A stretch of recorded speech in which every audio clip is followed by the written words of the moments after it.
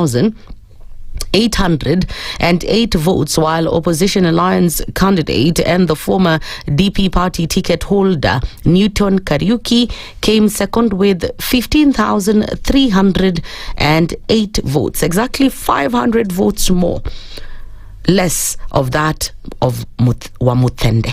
As you can see, it was a hotly contested race, and it's only through God that we've made it this far. I also want to thank UDA, my party, for the support, all the security team, the IEBC for conducting a fair election, and I want to thank most of all the people of Mbere North, whichever side they chose. I am now the member of National Assembly. I have made commitments not only to those who elected me, but to all residents of Mbere North. And also moving on is that the celebrations for Leonard Wamuthende's victory have already begun.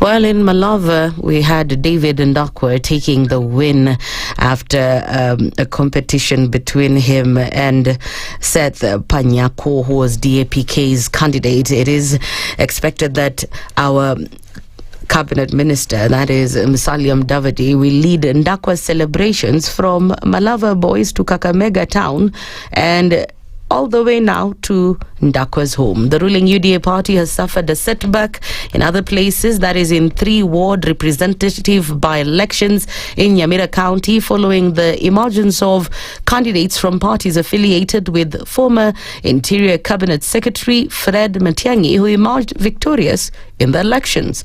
This is after UPA's Jeremiah Ongaro defeated his UDA rival Francis Kamanya in Ekerenyo by securing 3,507 votes against Amenya's 2,292 votes. In Nyansiongo, a tight race was witnessed between PDP candidate Jackson Mogusu, who slipped through the needle and entered the county assembly by securing 2,759 votes against his nearest rival Kevin Maranga of UPA, who secured 2,687 votes. Elsewhere in Nyamweya, UPA candidate Christopher Osiemo won by securing 4,790 votes, beating his main rival Thomas Nyandeka of UDA, who secured 1,357 votes in the election that attracted 9 candidates.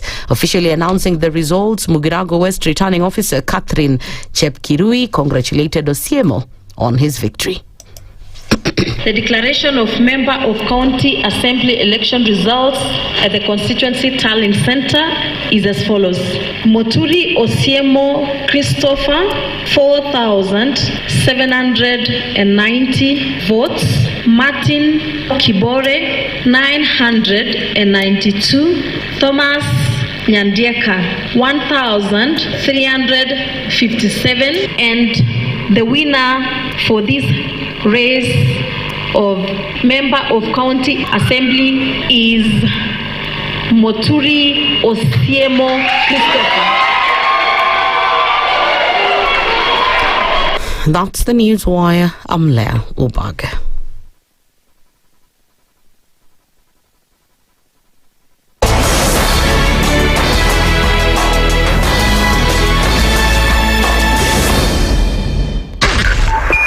.5 Spice FM, Kisumu.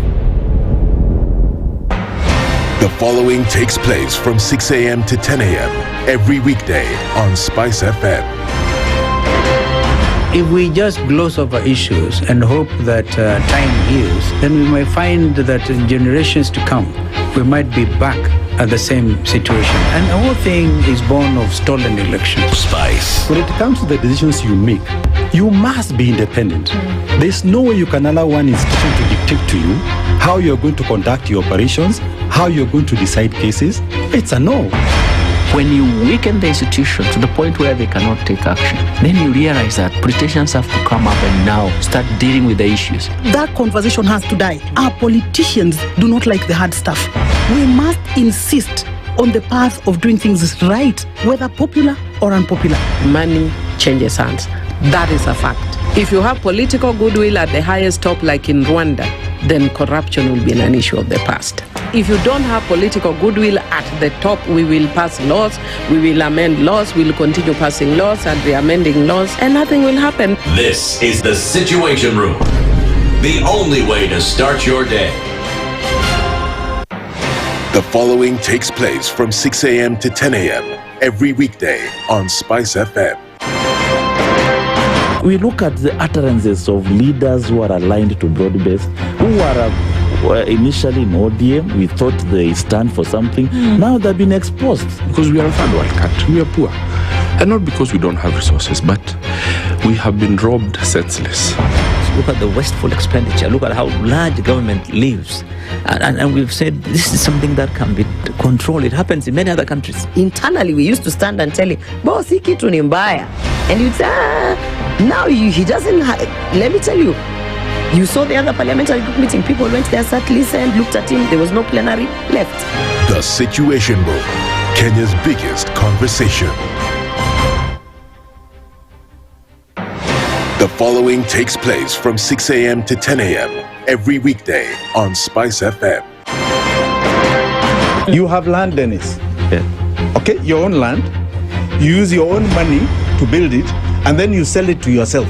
But we don't want foreign troops on Kenyan soil. But surely it goes a little bit deeper. This is it. If you find the tree is withering, then you call the person who is managing that tree. Come around. Yeah, Why? Tell me what is first of all, what's the problem? Yes, what is the problem there? How do we expect ourselves to move forward as a country? The Situation Room, Kenya's biggest conversation. Good morning, and I love your show. Thank you. Having come from a Kikuyu radio background, I migrated to Spice because of the content. I was born in a slum, but somehow I got a break in life. So sometimes when you see the sweating coming out because of the passion and whatever it is, behind the noise, there are people. And we share the same umbilical cord. It shouldn't be like that. I am so disappointed. We used to tell Honorable Raila Amolo Odinga that he's doing police of conmanship. And even President Uhuru Kenyatta, serikali hii ndio iko na conmanship ya hali ya juu. You cannot promise people that will reduce tax, then you double. In politics, there is the issue of trust. For you to turn around and then stab the same people who gave you that trust, there is no other level of dishonesty. Imabo, utaona dunia tu. The Situation Room, Kenya's biggest conversation.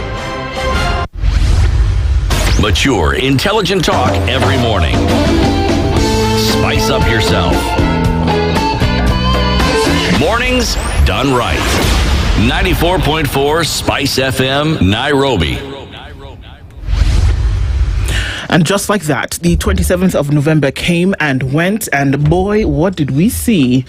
Coming into a very good morning to you on this 28th day of November, and all eyes are glued to what results will be. And this is the Situation Room. It's Kenya's biggest conversation. It's Friday, and we're coming into the final Friday of November. Josphat Kamanya, good morning. Good morning to you too, Ndu. How you doing? I'm good. You're good? No, I'm expectant. Oh, okay, yes. Yes. Of what? How yesterday's results will pan out? Yeah. So it was one of those much anticipated, awaited day. Yeah, for sure. A lot of shockers. A lot of, I'm expectant. Yeah. I'm expectant. Well, let's see. Yeah, but being a Friday, I'm all nice and dandy. Fantastic. Good to see you, man. Good to see you. Dennis Aseto, of course, on KTN at this point, and everybody is expectant, waiting to see what those final results will be from across the 24 areas where folks were voting in, from MCA to Senator yesterday.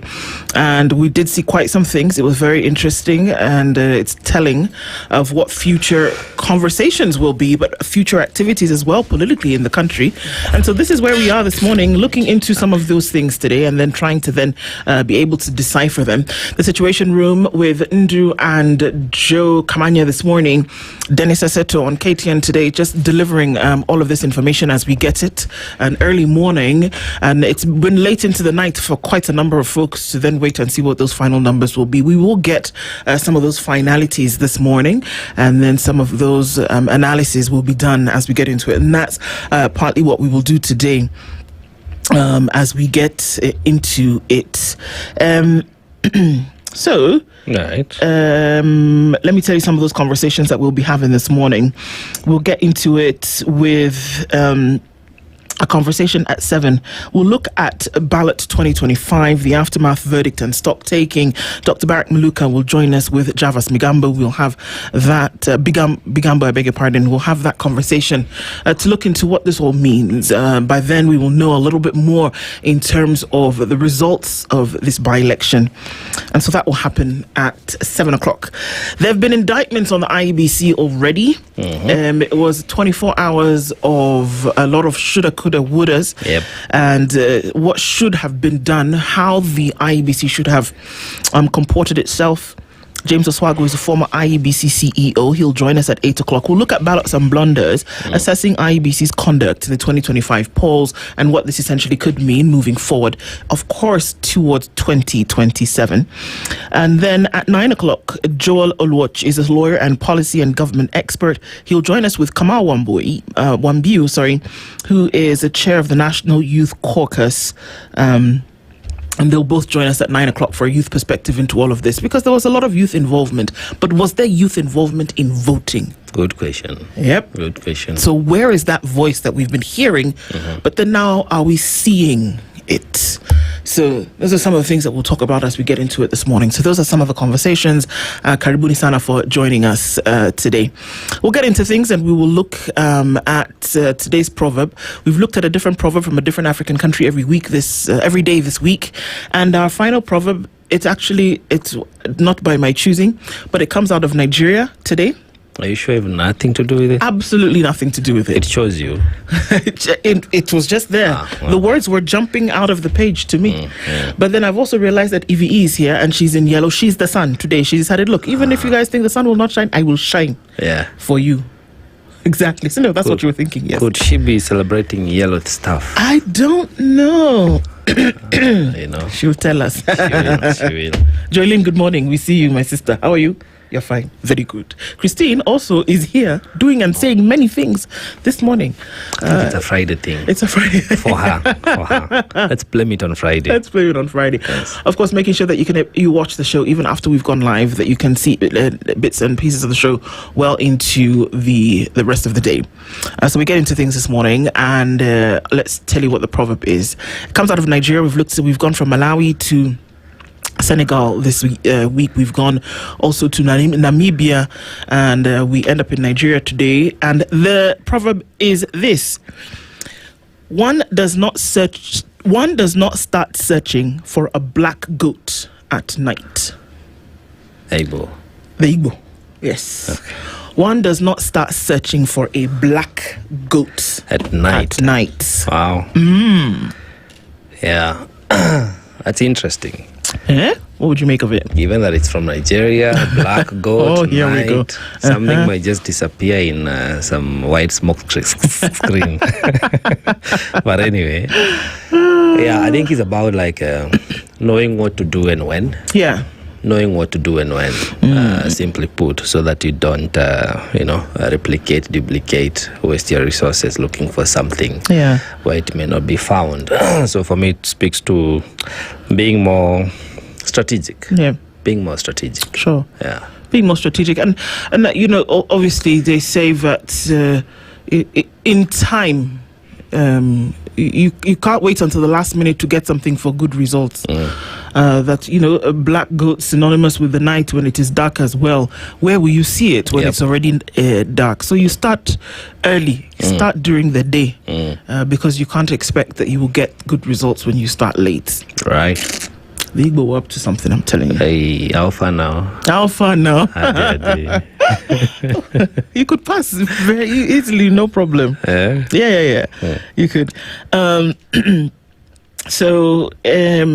Those are some of the things that we look into this morning, of course. So just to say a good morning to everybody. Our live streams are up on YouTube, Facebook, and on X. And what we'll be doing through and through, even our conversations today, is that we'll be passing back and forth to see what those results are and doing some follow-up to also see what some those things that are being said about the events of yesterday, and then going into some of those results today. But a very good morning to everybody who's joining us today. We get into saying a good morning to you. And we will remember that as you tune into the show, for us to have these conversations with you, very important that you join us. And so we just want to say asante all the time for doing that. Right. So tune in this morning. Desmond Oti says, good morning, Ndu, long time. Where have you been, Desmond? I hope you're okay. Well, thank you for coming back in. Good morning, SpiceFM. Congratulations to the winning candidates and a quick recovery to Honorable Kaluma. He's not the only one who was injured. Quite a number of people were injured yesterday. Indeed. We saw this, and it was unfortunate that needed to happen. It didn't need to happen. It's unfortunate that it happened. Yes. Exactly. Don Sabo says, elections. When I see the IEBC commissioners speak, I honestly feel for them. This is what you say, because I honestly feel for them, because at this point I can't even tell where the Chirera team ended up. Okay, you're still thinking about the Chirera? Might be called something else by this point. Yeah. Pan-African Kenyan says, good morning from Nairobi. Robert Tobago is tuning from Mombasa. Baraka Tella says, Kiari, tuning from Mombasa. Doha is where Stephen Awar is this morning. Mama J, you said something about good morning, Watua Wantam. Mlelalaje, okay, is the question she's asking. SLB that says, good morning, people were inside. The atmosphere is worrying. Okay. Folks have something to worry about. Why all the hatred among people is the question SL asked this morning. Life is more important than everything else. May God help us. This is true. May the gods be with us. I'm telling you. Baga Joshua says, hiya, Ruto 1. You see how we are translating this thing? Jeez. Leo says, good morning. If what happened yesterday during the by-election is to recur in 2027, I cry for my motherland in her bleak future, courtesy of vile politicians, bribing citizenry and IEBC. Well, it's part of the sentiment. The Lord says, good morning, people. Let's get this day rolling. Mambo ni mengi masaa ndio machache. Tips Muge says, good morning, SpiceFM team. Rose Grace is tuning in this morning and saying a blessed Friday and a good weekend ahead. Kisa Daniel says, weekend njema wapendwa. Mungai says, good morning from Chicago, not Chicago. Okay, who won in Mbere? The people. It looks like Wamudende, Mbarire, or Kindiki. Okay. Good question. We see what you're doing there. Rahim Sula Omar says, good morning from Preston. Dramatic by-elections. Essentially, yes, they were. Cecilia says, good morning, Team Spice. Tuning from New Jersey. We see you. Good morning. Eric Awar says, good morning, guys. Baga Joshua says, Kimbe will cry from United Opposition. Okay. Mashara and Njeri was tuned in from Portland. Yes, the Americans and people living in America are celebrating Thanksgiving. It was last night. And I guess you guys are still in the thick of it right about now. Baga Joshua says, why are Spice afraid to call it? Results are at 99% on the IEBC website. I don't think anybody's afraid. When it's called, right? Melbourne says, knock, knock. Well, good morning. Good morning to you. Okay, also Boaz Naliana says, good morning, tuned in from Chwele Kabuchai, did my civic duty, happy weekend, team Situation Room, Asante Sana. Ramtuloma says, you have a feeling it will be nullified. What will be nullified? Boaz, people have moved, it would appear. Christopher says, good morning, tuned in from Maseno, Kama Kawaida. So especially because of the violence, ones will be disqualified. Okay, I see your point there. Tolude says, for the expectant pray thou delivereth not hot air. Cyrus says, fire, see fire. Yeah, imagine fire in this case. Victor says, good morning. Never underestimate the power of the soprano. Okay. Babu Kanja says, good morning. We haven't forgotten EACC had written a letter to the IEBC to disqualify the Mbere North MP aspirant Wamudende, but the IEBC chairperson proceeded to clear the candidate after receiving orders. That's what happened. David Mangera says, good morning. Tuned in. The elections were rocked with violence. Very unfortunate state of affairs in the country. Babu also says that in Kenya, voting is a waste of time. Winners identify themselves even before the registration of voters. Serikali ya sukuma wiki. Okay. Babu Kanja will also see you. Oh, you're tuned in from Sweden. All right. Good morning, Spice. Mambo Ikue Live. That's where we are. The Semenya says, good morning, tuned in from Coventry in the UK. So disheartening to see what is happening with these by-elections. I hope that this is not a reflection of what will happen in the main elections in 2027. Ruben Karare says, good morning, tuned in from the UAE. And G. Kiraive says, greed will ultimately destroy the country. Saw a number of things and a lot of analysis back and forth in terms of how things are. It needs a breather moment. But good morning, everybody, and thank you for tuning in. What did you make of it? Just before we look into the headlines, Joe, I mean, what did you make of what we saw yesterday? I think it has a lot of mixed feelings, a lot of observations, a lot of things were in play, because you look at it makes me question the preparedness of the IBC, the security agencies, and us as the voter, and that is where my concern goes mostly. Where was the voter? Where was the voice of the voter? What was the pattern that was that played out yesterday? Devoid of the tokenism and the heavily influential campaigns that we witnessed over the time. Yesterday was a time for the voter to make their decision, because everybody came out, and everybody who was voting was the locally registered person. Right. There was low turnout. There was no voice, according to me, of the Gen Z, the youth, who are nowhere to be seen, largely. We'll be looking into that. But I think it makes me question, are we ready for the change that we want as Kenyans? That's a bigger question for me, because yesterday we had an opportunity to do a litmus test of the revolution that we are calling for, to see how engaged people are, to see how in sync people are with the power of the vote. Again, on the flip side, it brought out some level-headedness to those who have been just thumping and saying, I own this region, I own this place, I am the would-be kingpin. The results are beginning to tell otherwise.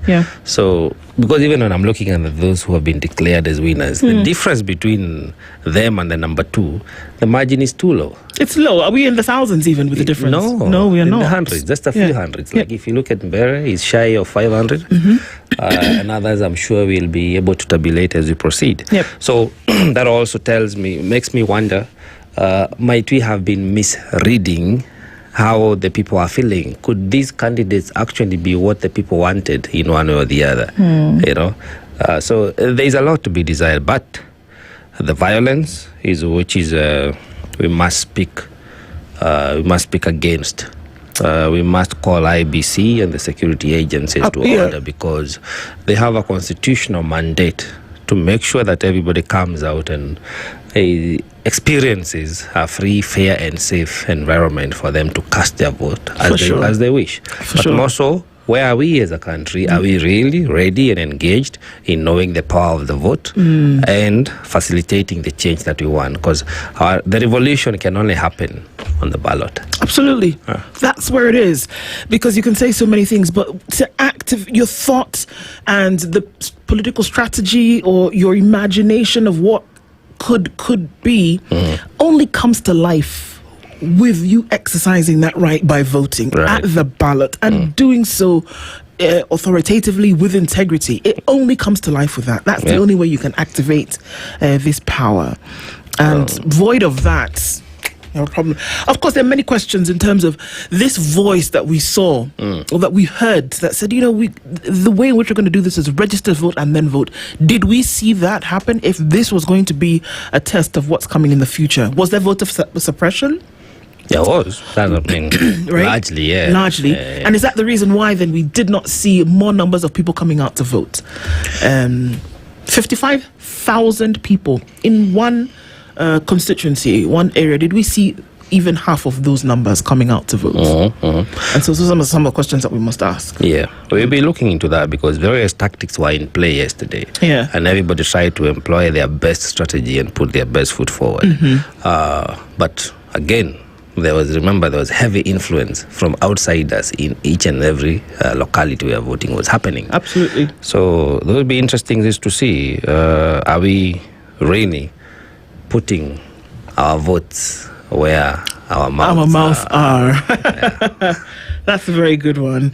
And then even for us to then look into some of the headlines today, so it's a busy morning because, the last of these votes are being collated and then tabulated for us to then see what will happen as a result of this. But let's look into the headlines and look at some of the stories that are making headlines today. We look into the front page of the Kenya's bold newspaper, The Standard. The headline there is ballot bloodshed. What should have been low-key by-elections erupted into full-scale battlegrounds as gangs took charge of polling stations, rivals unleashed hired muscle, and police watched chaos unfold across Kasipul, Malava, Nyamweya and Turkana. Voters were battered, vehicles torched, and candidates hunted down in broad daylight. The coordinated violence, brazen intimidation, and open display of crude weapons laid bare the frightening vulnerability of Kenya's electoral system. And there we see, in the front of all of that, Homa Bay Town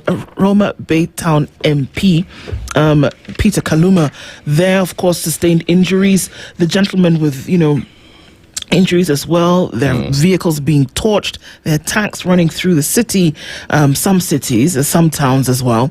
And unfortunately, the injuries that we saw, unnecessary. Yeah. Unnecessary bloodshed shouldn't have been the case, but we see that as a reality here. That why was it necessary for goons to be deployed in to polling stations? Why? Why? For what? Even if there was a threat, for what? And what was the threat? Exactly. Those are the things to look into. What measures? Campaigns were supposed to be concluded on Monday. But, they continued until actively yesterday as well. Yeah. So... And for me to then see this, we heard the CS for internal security say, vote and go home. But people of his caliber and were everywhere. Vote and go home. Yeah. What was the necessity of governors being at constituency stations? The Senate Speaker, party leaders, CSs, were all of members of parliament. Why were they there? And why were they allowed to be? We should have actually seen security officials like the police. People, if you're coming to vote, you vote, and then escort them away. Go. You voted, leave. But sadly, we didn't see that, and that led to a lot of the violence that we saw yesterday. It was quite unfortunate. There's a pictorial there. Pictures tell 1,000 words. Votes cast, stones thrown, and cars set ablaze. Is some of the things that we're seeing here. IEBC Anti-Graft Agency police in a spot over lack of bite during polls. Yep. The surprising thing about the low voter turnout in Kariobangi North, where it was expected that you would have a lot of people coming out to vote, makes the headlines today, because why were those numbers so low? So low. Yeah. Low voter turnout leaves electoral officials idle in deserted polling stations. That was one of the things that we saw. And so, fortunately, IEBC faulted for flouting laws as bribery claims and chaos mar the polls. Ngonga objects to giving NCIC graft body powers to prosecute. Well, what do you expect?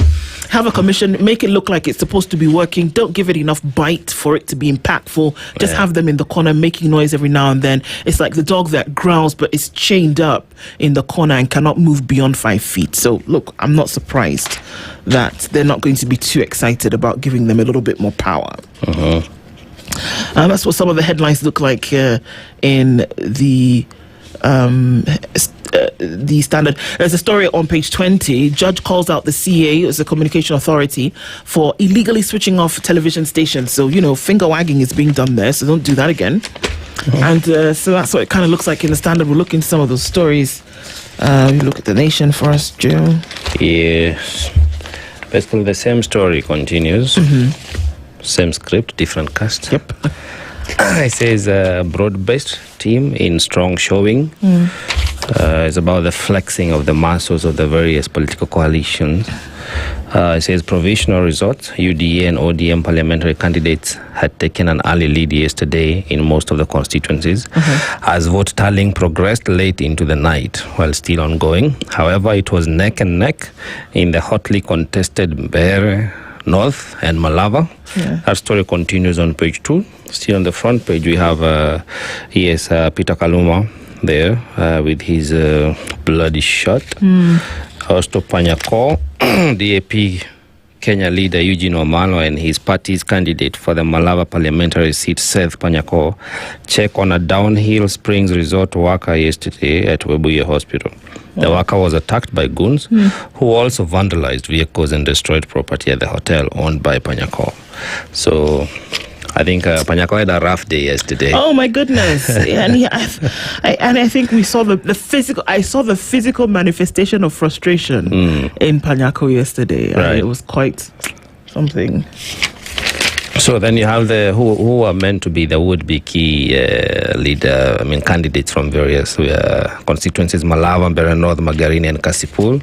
Kasipul, of interest is that one Philip Aroko was an independent candidate. He did not have any party affiliation, although he had a lot of support from some parties. So that is interesting to see. The results are still streaming in, but I think most of them have been called, like for Malava, for Mbere, Magarini as well. Yes, Magarini has been called. So, I think went to ODM. And Kasipul. Yes. So Malava we have UDA, right? Yes.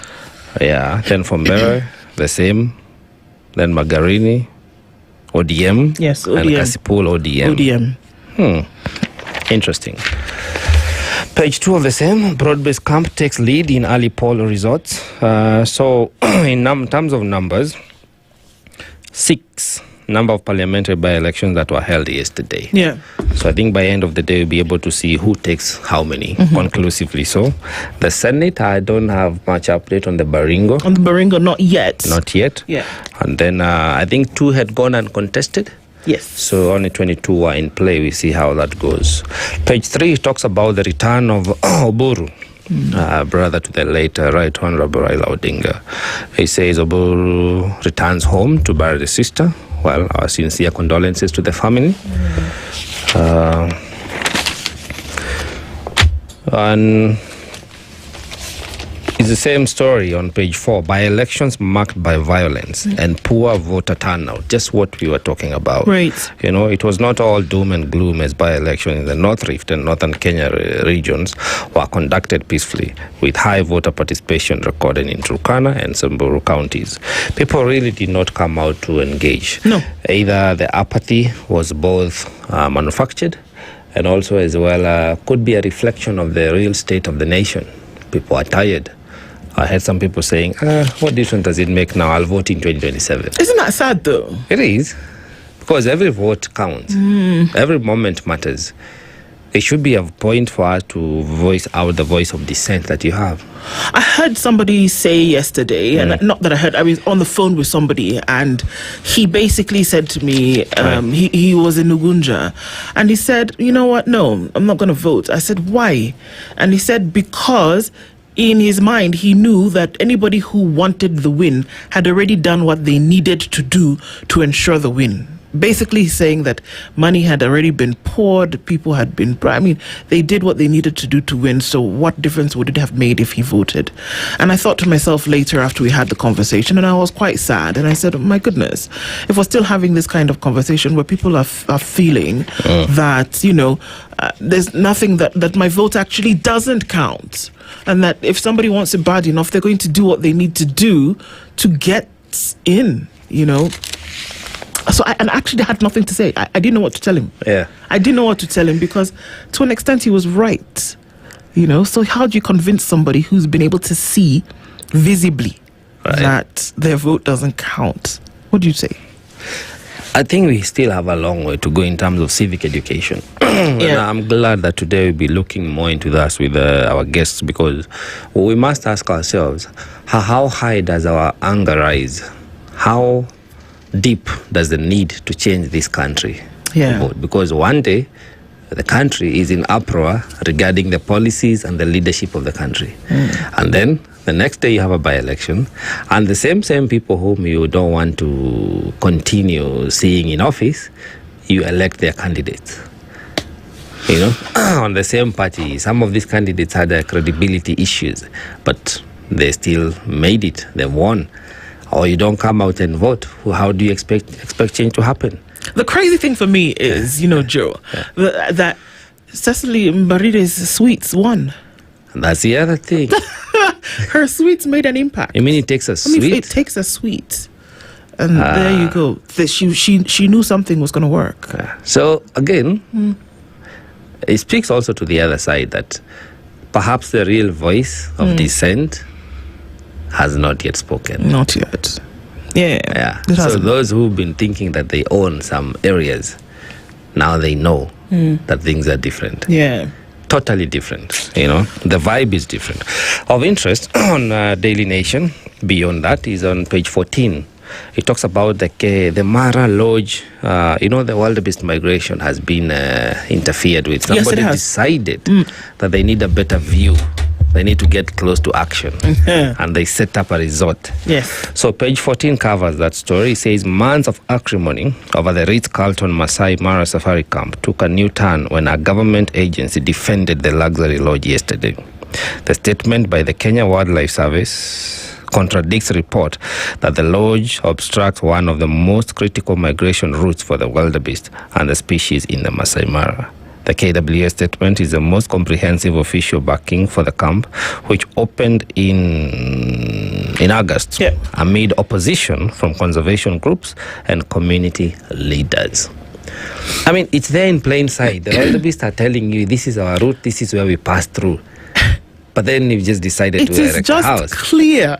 I mean, this is, like you're saying, it's not conjecture. No. The animals are at the wall. Yes. They know that every year this is the route that they take. And we know that animals will be rote in nature. They will use the same route that they know. Yep. So if you have wildebeest standing at the wall of a hotel, my friend, it is obstructing their path. It is openly. Yes. It's not, the wildebeest decided to take a different route today. No. It is obstructing their path. Yeah. They've come there because that is what they know. So yes, you're in the way. I think this needs to be addressed urgently. It does. It's not something you should let go as a country, because remember, this is one of our pride. It's one of the wonders of the country, of the world even. It's the eighth wonder of the world. So somebody decides that no, I mean, I can block this and get away with it. And KWS is in the deep of it. Why are they defending them? They should just move. Exactly. You see, it's ironical. The other day we saw people being told to move away from the riparian land and give way for the rivers to flow. But you have thousands of animals that are telling you, this is our ancestral home. We've been passing here for years and years. We know our route. There is a reason we did not turn left. Exactly. Because this is where we belong. And you strategically somehow decided to come and erect a house there. Because you knew that you would be able to make extra money if people would pay their own good money to come and sit at the foot of the eighth wonder of the world without realizing that you're obstructing the magic that makes it the eighth wonder of the world. You're obstructing that magic. It cannot work. There's a reason why you can actually go and park in a safari vehicle and watch the thing moving. No, we didn't ask you to wake up from your duvet and watch the thing, because you will obstruct its natural path. Let me add some salt to the injury. Here we go. Each of its 20 tented suites commands nightly rates starting at $3,500 per night, per person, offering what Marriott International described as a front row seat to the Great Migration. So they knew why they were setting up tent there. This is what I'm saying. They knew what they were selling. Yeah. They were selling a slice of heaven. So this is a while putting the animals in hell. This is a conservancy. Who authorized? Thank you. Where is the environmental impact analysis? Who said build? And who knew that this construction was even taking place within the Mara? Yeah. Because you can't tell me it was done in 3 months. Within the Mara, when it started the construction, they did everything to the letter. Or was it a secret hush-hush because they knew that if they made it public from the very beginning, Kenyans would have been in an uproar to say, absolutely not. This is a migratory path of this animal population. No, we need to have shrouded in secrecy. Somebody from the Conservancy, somebody from the community needs to come and tell us exactly what's happened. Because remember, a similar case was playing itself out here in Ngong Forest. Yeah. And it is until the public came out and that was halted. And that's when they shut it down. Private investor was busy trying to make it look beautiful. No, we cannot have this. This Ritz-Carlton needs to go down. I'm all for the wildebeest and the zebras. Yeah. Bring it down. Yeah. I mean, we shouldn't even, there's no sugarcoating of any issue here. That, again, there is a reason why it is the 8th wonder of the world. We're not talking about the 8th wonder of Narok County. No. We're talking about the 8th wonder of the world. That you do not get to play Monopoly with a prime piece of heritage for Kenya for financial gain in the short term. You can't do that. And it comes to the place whereby the people's voice and also just common sense must override greed. Because that's what it is. So KWS says, finally, that the long-term monitoring data conclusively indicates that the location of the Ritz-Carlton Safari Camp and the 5 safari camps do not fall within, obstruct, or interfere with the wildebeest migration corridors. The animals were at... It was not an AI-generated photo? The animals were at the fence of the hotel. And not one stray animal. Not one. The herd. Have you seen the migration, by the way? Yes. If you're in the park, by the way, it's like thunder as these animals are moving. Yes.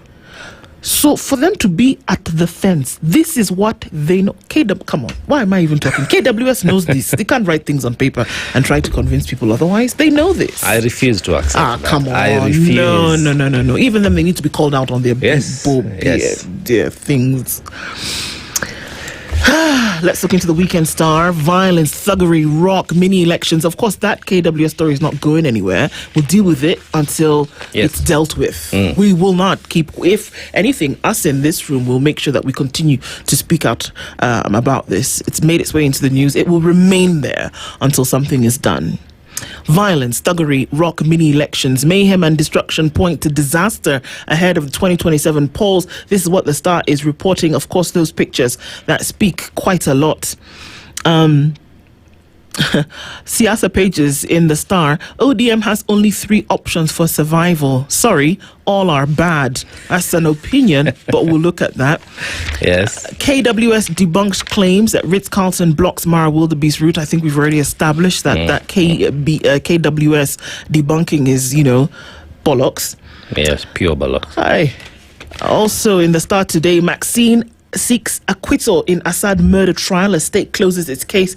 That case continues. Of course, we know that the charges leveled against her as that she is culpable for the death of her fiance, rally driver and also mechanic Khan. Digital Intelligence Unit, inside government plan to tame youth demos. Well, okay. What does that look like? That's an interesting story. It is. Because, it reads, I like how the Star shines. President William Ruto's administration has developed a multi-pronged strategy to manage and contain demonstrations months after youthful protest pushed the country to the edge. The strategy combines technological surveillance, legal reforms, and socio-economic initiatives. The plan, according to the latest State of National Security Report, the steps are aimed at addressing the root causes of public discontent. The plan contained in President William Ruto's 2025 report to Parliament follows what the report describes as the highest number of protests and riots in over 3 decades. It is emerging there were more than 2,000 demonstration events recorded in 2024 alone. The report particularly notes that July alone was more than 250 demonstrations. saw more than 250 demonstrations, deemed the highest monthly count in recent history. So it seems like the people have been making noise, but not on the ballot, apparently. Yes. And now the President William Ruto's administration is thinking on how to manage those demonstrations. This is the thing, from this supposed intelligence unit. So what does that mean when you talk about manage? Right. Manage could come in different forms. Correct. To quell the voice of the people, to keep it at a dull roar, to make sure that people are not getting into public to have their voice heard. So when we talk about manage, what exactly does that mean? And is it necessary? And if it is, for whom is it necessary? Is it necessary for the nation? Because you would imagine that in a democratic state, you want the voice to be heard, no matter where it's coming from, no matter in what number and at what level of decibels, you want the voice to be heard. So when we're talking about managing you and taming youth demos, essentially what you're saying is that you don't want them to happen and you're going to snuff them out. We can make it sound as sexy as we can. Digital intelligence unit inside government plan to tame youth demos essentially is to shut you up. That's what it is. Well, in a change of mode of operation, Ruto announced the introduction of sub-level patrols and rapid response protocols for dealing with protests. You know what that means? Right. During the recent demonstration, the government deployed rapid tactical teams. We know what they did. And area surveillance for crowd control. The approach will be institutionalized going forward, according to the dossier tabled in Parliament during the State of the Nation address. Now, that went unnoticed, but it was there. Now, of interest, the government is also pursuing significant legal reforms that will impact protest management.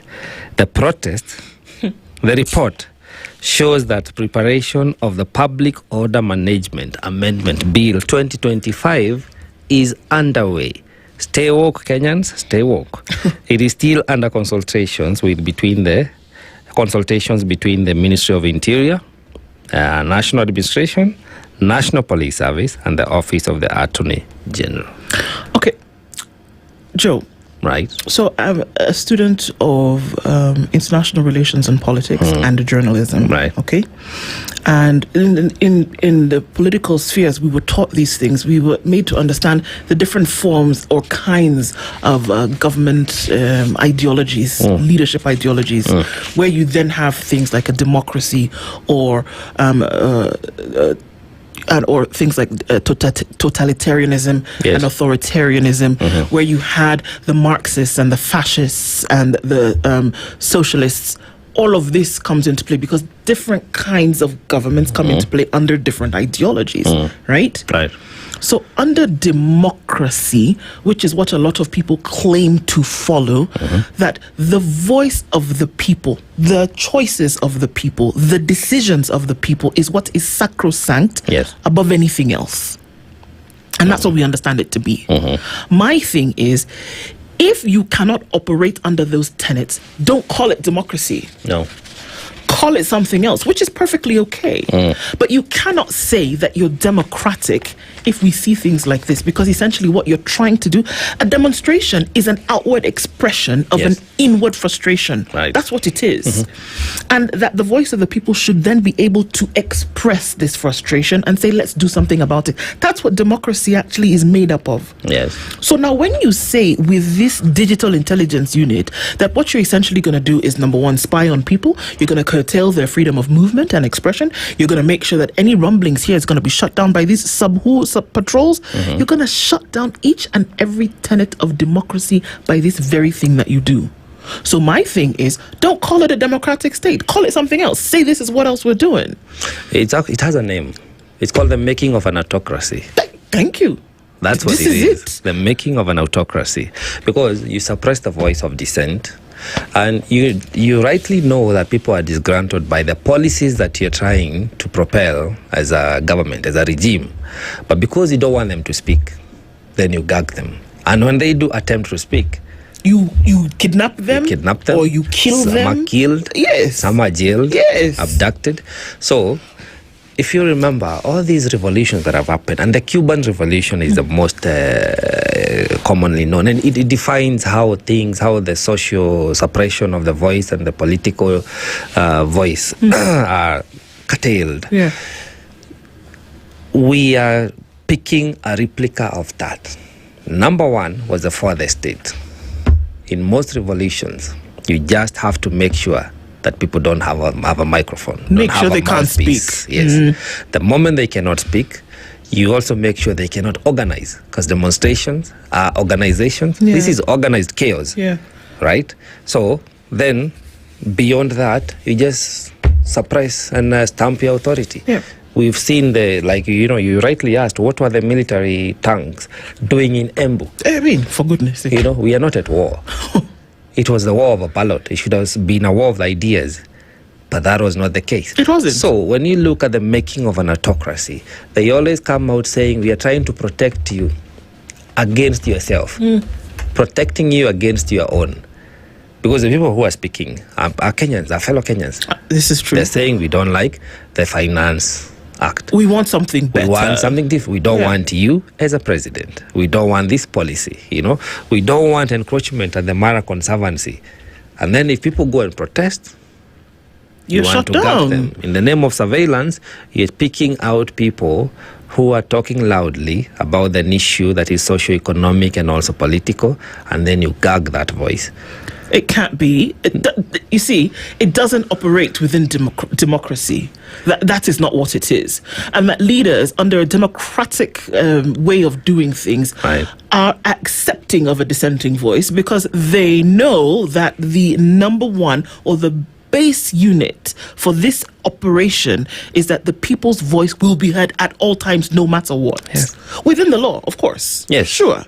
Will be heard at all times. So if you are uncomfortable with that people's voice expressed through demonstrations or lobbying or picketing or whatever the case may be, especially if you have a constitution that allows those things to happen, if you are uncomfortable and are overtly so by that expression, then you have a problem, number one. Number two, your system of governance is not democracy. And number three, you are the problem. Because now you're going to use state resources to set up these units that is going to ensure that people then are pushed into a box of fear. They're not going to want to open their mouths because, like you said, they could be kidnapped, jailed, or even worse, killed. And the state resources that we keep referring to are the same people's money, same people's contribution. This is what we're talking about here. So we must get it right. It's a conversation we must have because, I feel that Kenya, we are not at war. Unfortunately, it's not like or rather fortunately, it's not like our neighbors in Sudan or Congo. So we don't need guns in the streets. Again, we don't have a shrinking democratic space, according to me, like our neighbors, again, Tanzania. Yeah. No. So these sort of activities of gagging people's democratic space is not unnecessary. It's unnecessary. It is. Kenya, we're at a different level. A level where we should be picking the creme de la creme of the type of leaders we want, the people we want to employ. And I think we should stop calling it. It should go into the constitution. They are not leaders. They are employees. The president is my employee. People of Mbere just employed somebody. People of Malava, Kasipul, they just employed people yesterday. So we need to understand that that's the level and the space we are in. Exactly. So how do we operate in that level? So that we don't employ mechanisms that are not compatible or in tandem with our times and the needs we need to see in this country in terms of propelling the change that we want. Absolutely. Yeah. It's a more serious... you know what?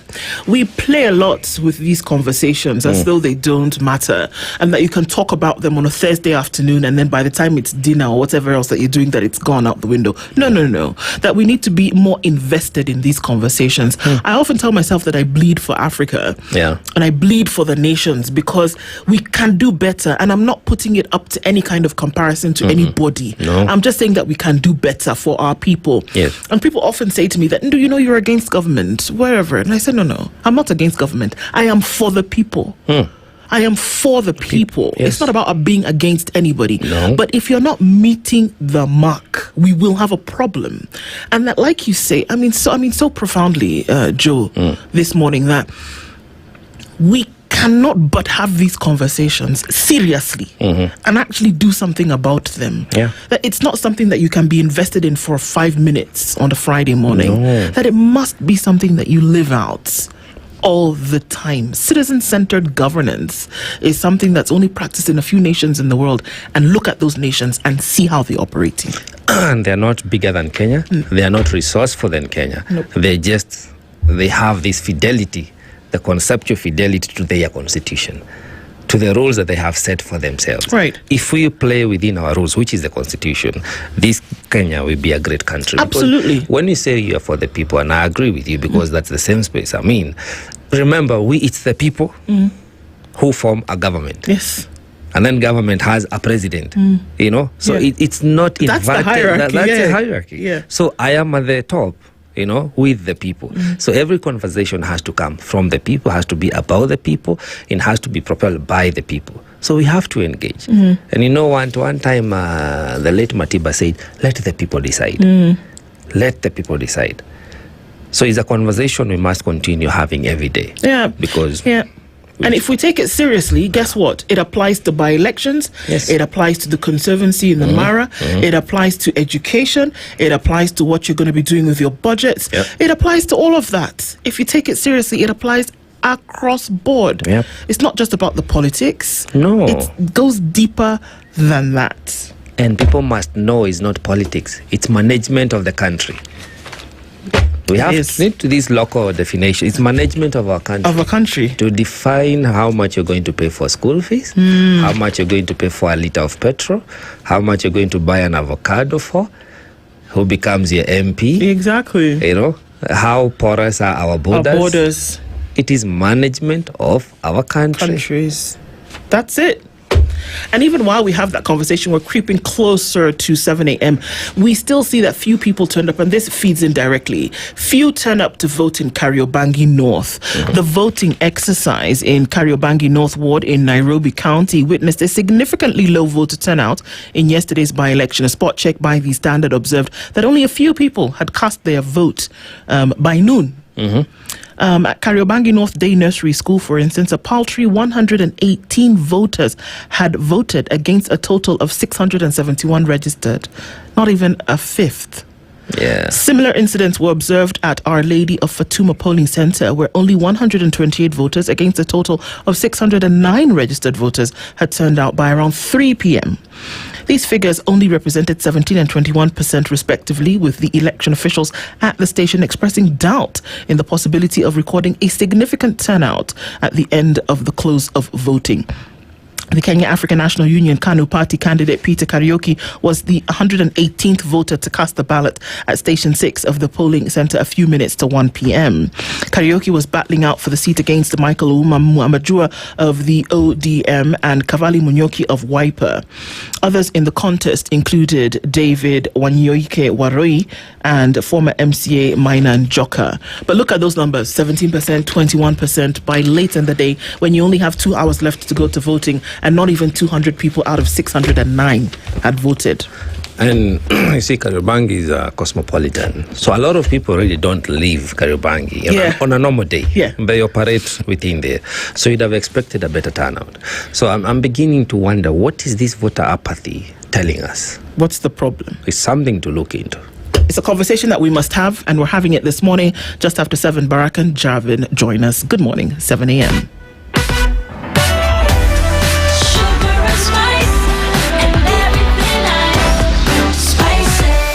Spice up your life. The latest news from around the world. 94.4 Spice FM.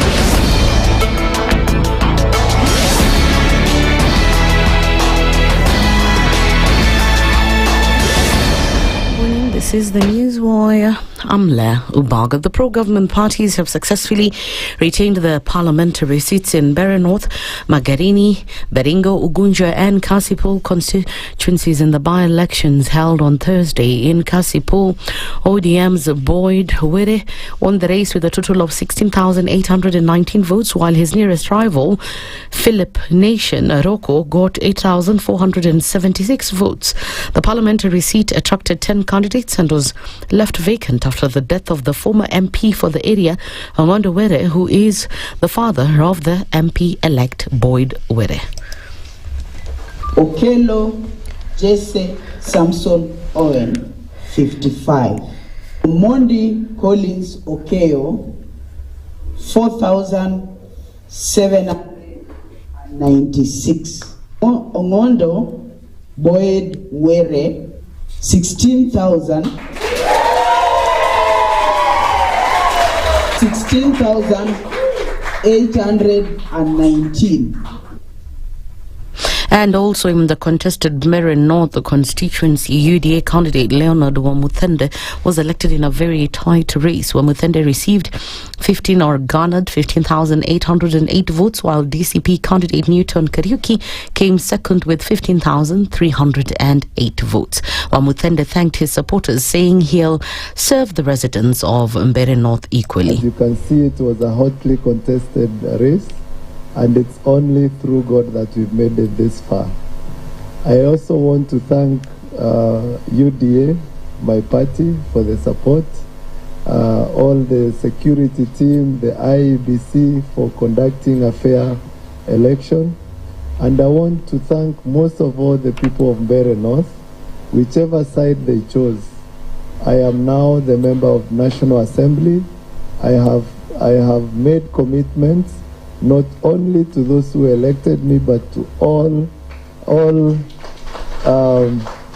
residents of Mbeere North. And in Magarini constituency, ODM party chairman Harrison Garama Kombe is leading with all votes counted, seemingly beating DCP's Stanley Kenga. Mombasa Governor Abdul Swamard Nashir has said that ODM will continue to strengthen itself in the area, in the region, in order to make sure that they honor the late Raila Odinga's legendary. Not just in Magarini peke yake, lakini tumeweza kushinda katika maeneo yale mengine yote ambapo kwamba tumeweza. And Democracy for Citizens Party, DCP, has secured its first ever elective victory after its candidate Ndu Okoh won the Kisa Eastward by-election. The win marks a historic moment for the young political party. Okoh secured the win with 1,952 votes, followed by MDG's Joel Ongoro with 1,541 votes. Percentage of voter turnout, 52.961%. The total valid votes are 5,451. We have 49 rejected ballots. So I'm going to read the results in the order in which the appeared on the ballot paper. So Dixon Aduda Okwiri, 1,952 votes.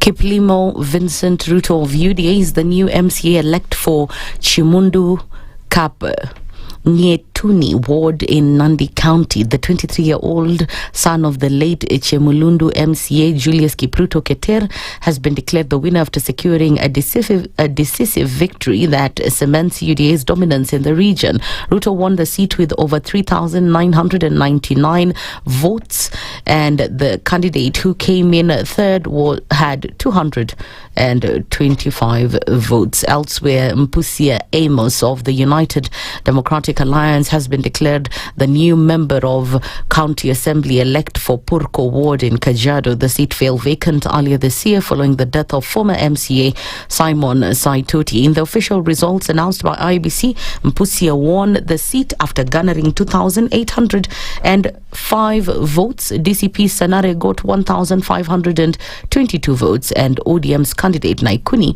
got 298 votes. And finally, Siaya Senator and Orange Democratic Movement leader Oburu Oginga has returned to the country after a brief visit to Dubai. Nyakach MP Joshua Aduma said Oburu arrived at the Jomo Kenyatta International Airport on Thursday and was received by ODM members. Thereafter, they proceeded to Lee Funeral Home for the viewing of his young sister, the late Beryl Achieng Odinga. Oburu, 82, took a brief sabbatical following a period of intense political and family obligations, including the death of his younger brother, the late former Prime Minister Raila Odinga. That's the News Wire. I'm Leah Obaga.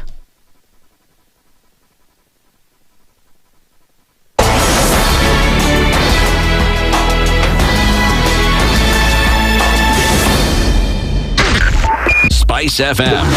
Nakuru. In this country, 6 families and 8,000 Kenyans control 90% of the GDP. We are not a country. We are a plantation. We work for Ruto. When you're telling the judges court orders are papers or they will not obey court orders, they're sitting and you're seeking orders from them. So how are they supposed to interpret it? Isn't it an oxymoron?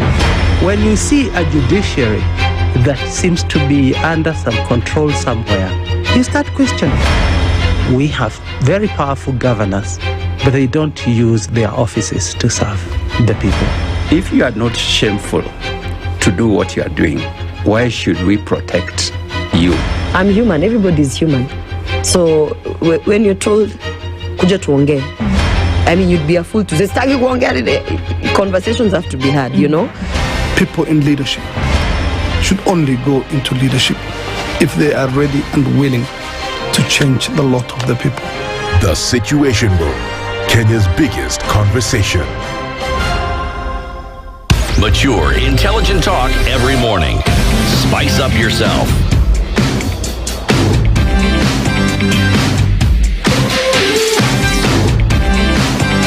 Mornings done right. 94.4 Spice FM, Nairobi. Coming into you at 7 minutes after 7 o'clock, and of course following what's going on with the results of those by-elections that were held yesterday. And we know that folks have been up all night putting those numbers together. This is the Situation Room, Kenya's biggest conversation on Spice FM. Ndu Okoh and Joe Kamanya with you this morning hosting that. Dennis Aseto on KTN this morning also bringing you some of those results and having those discussions around those numbers. At this point, we're going to go over towards the announcements coming from the IEBC and of course surrounded by poll agents and party agents about the Malava by-election results, which in this case seems to have gone to the UDA candidate, one Mr. Ndu Okoh. So let's go over to that and have a look at that quickly and then come and continue our conversations. Mheshimiwa Malulu, Mungu aiweke roho yake mahali pema peponi. Na tuko hapa wakati huu kwa sababu ya hiyo maneno ilitokea Malava. Mimi napenda kumshukuru Mwenyezi Mungu kwanza kwa haya yote, kutufikisha sisi wakati kama huu na tukamaliza vizuri. Pili, ningependa kumshukuru party leader yangu, His Excellency President William Samoei Ruto, kwa kunipatia nafasi kwa chama chake ili nikuwe mgombea wa kiti cha ubunge cha Malava. Napenda kushukuru watu wa Malava kwa kupoteza kwa kunipatia nafasi ili nipate kuongoza kwa hii sehemu ya Malava. Napenda kupongeza familia yangu kwa nafasi yenye wamenipatia ili kutoka nje kutafuta uongozi kwa kuhudumia watu wa Malava. Mimi nimependa pia kupongeza IEBC kwa kufanya kazi bila mapendeleo na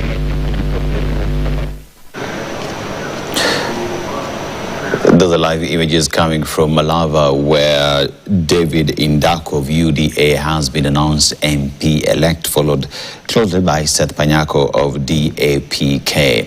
Again, David Ndu Okoh of UDA has emerged winner of the Malava by-election, followed by Seth Panyako of DAPK. We continue to follow on the celebrations that will be taking place there after the release of the results. Now, David Ndu Okoh is the UDA, is the winner of the Malava by-election. We continue to follow up on other places, especially in Magarini, where results have not been announced yet. We shall be heading.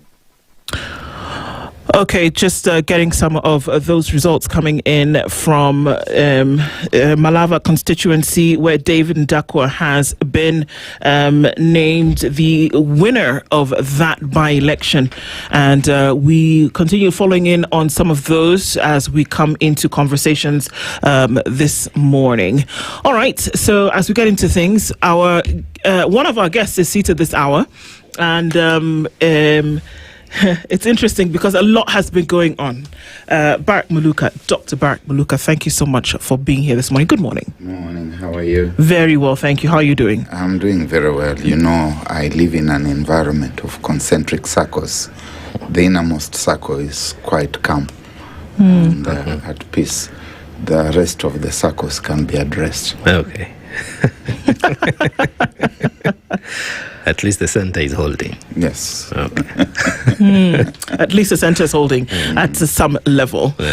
Well, we'll be joined in a little bit with by Jarvis Bigambo as well, but we're looking into a number of things that happened through the day, whether hits and misses. But before we get into it this morning, Barak, we want to welcome you with today's proverb. This week, we've been in a different African country every day. And today, by no special, arrangements or otherwise, our final proverb for this week and the month of November comes from Nigeria. The Igbo people of the southeast have said that you don't start looking for a black goat at night. You don't start looking for a black goat at night. They borrowed it from my village, where we say you don't start looking for a black cat at night, because the night and all things black are the same. And therefore, in environments where things are completely opaque, you cannot expect to find the truth. You cannot expect to find what you are looking for, because what you're looking for has been made to look like that environment. They are one and the same. So you need, I don't know what kind of detergent, but you cannot remove blackness from the substance that carries it, so you cannot find the truth in some environments, such as the environments we are going through now. All right, well, very interesting. There's no difference between the animal and the environment. That's a very interesting interpretation of that proverb, Barak, because then let's look at what happened yesterday. And it's no surprise for some people operating in this space, and they're saying, well, what do you expect? These are the individuals that we're working with. These are the outcomes. This is the environment. We didn't expect anything different. Would that be a fair assessment of some of the things that we saw happening yesterday? We saw violence. We saw people hurt, unfortunately. We saw property and vehicles destroyed. And that seems to have set the premise for this by-elections in different parts of the country. The contrary, I think this one is the case of a black goat in broad daylight. So we've been able to see what has been happening. We've seen it throughout the election campaign season. We have seen the treatment of voters. My home, Ndu, is in Western Kenya, Kakamega County, and therefore my county has been the theater of this unfortunate drama that has informed life in Malava County. Kisa East is in Huisero, which is my home sub-county and constituency. So we've been witness to all these things. Chwele is a place that I'm related to through other avenues and means, and we have followed the goings on throughout the season. We have never seen so much money as we have seen in recent times. We have even seen mattresses that are bearing the insignia of GOK. We have seen intimidation. We have seen treatment of voters. We have seen all manner of irregularities. Mr. David Athman Ndakwa of Malava is very well known to me. He is a friend. I have known him for many years.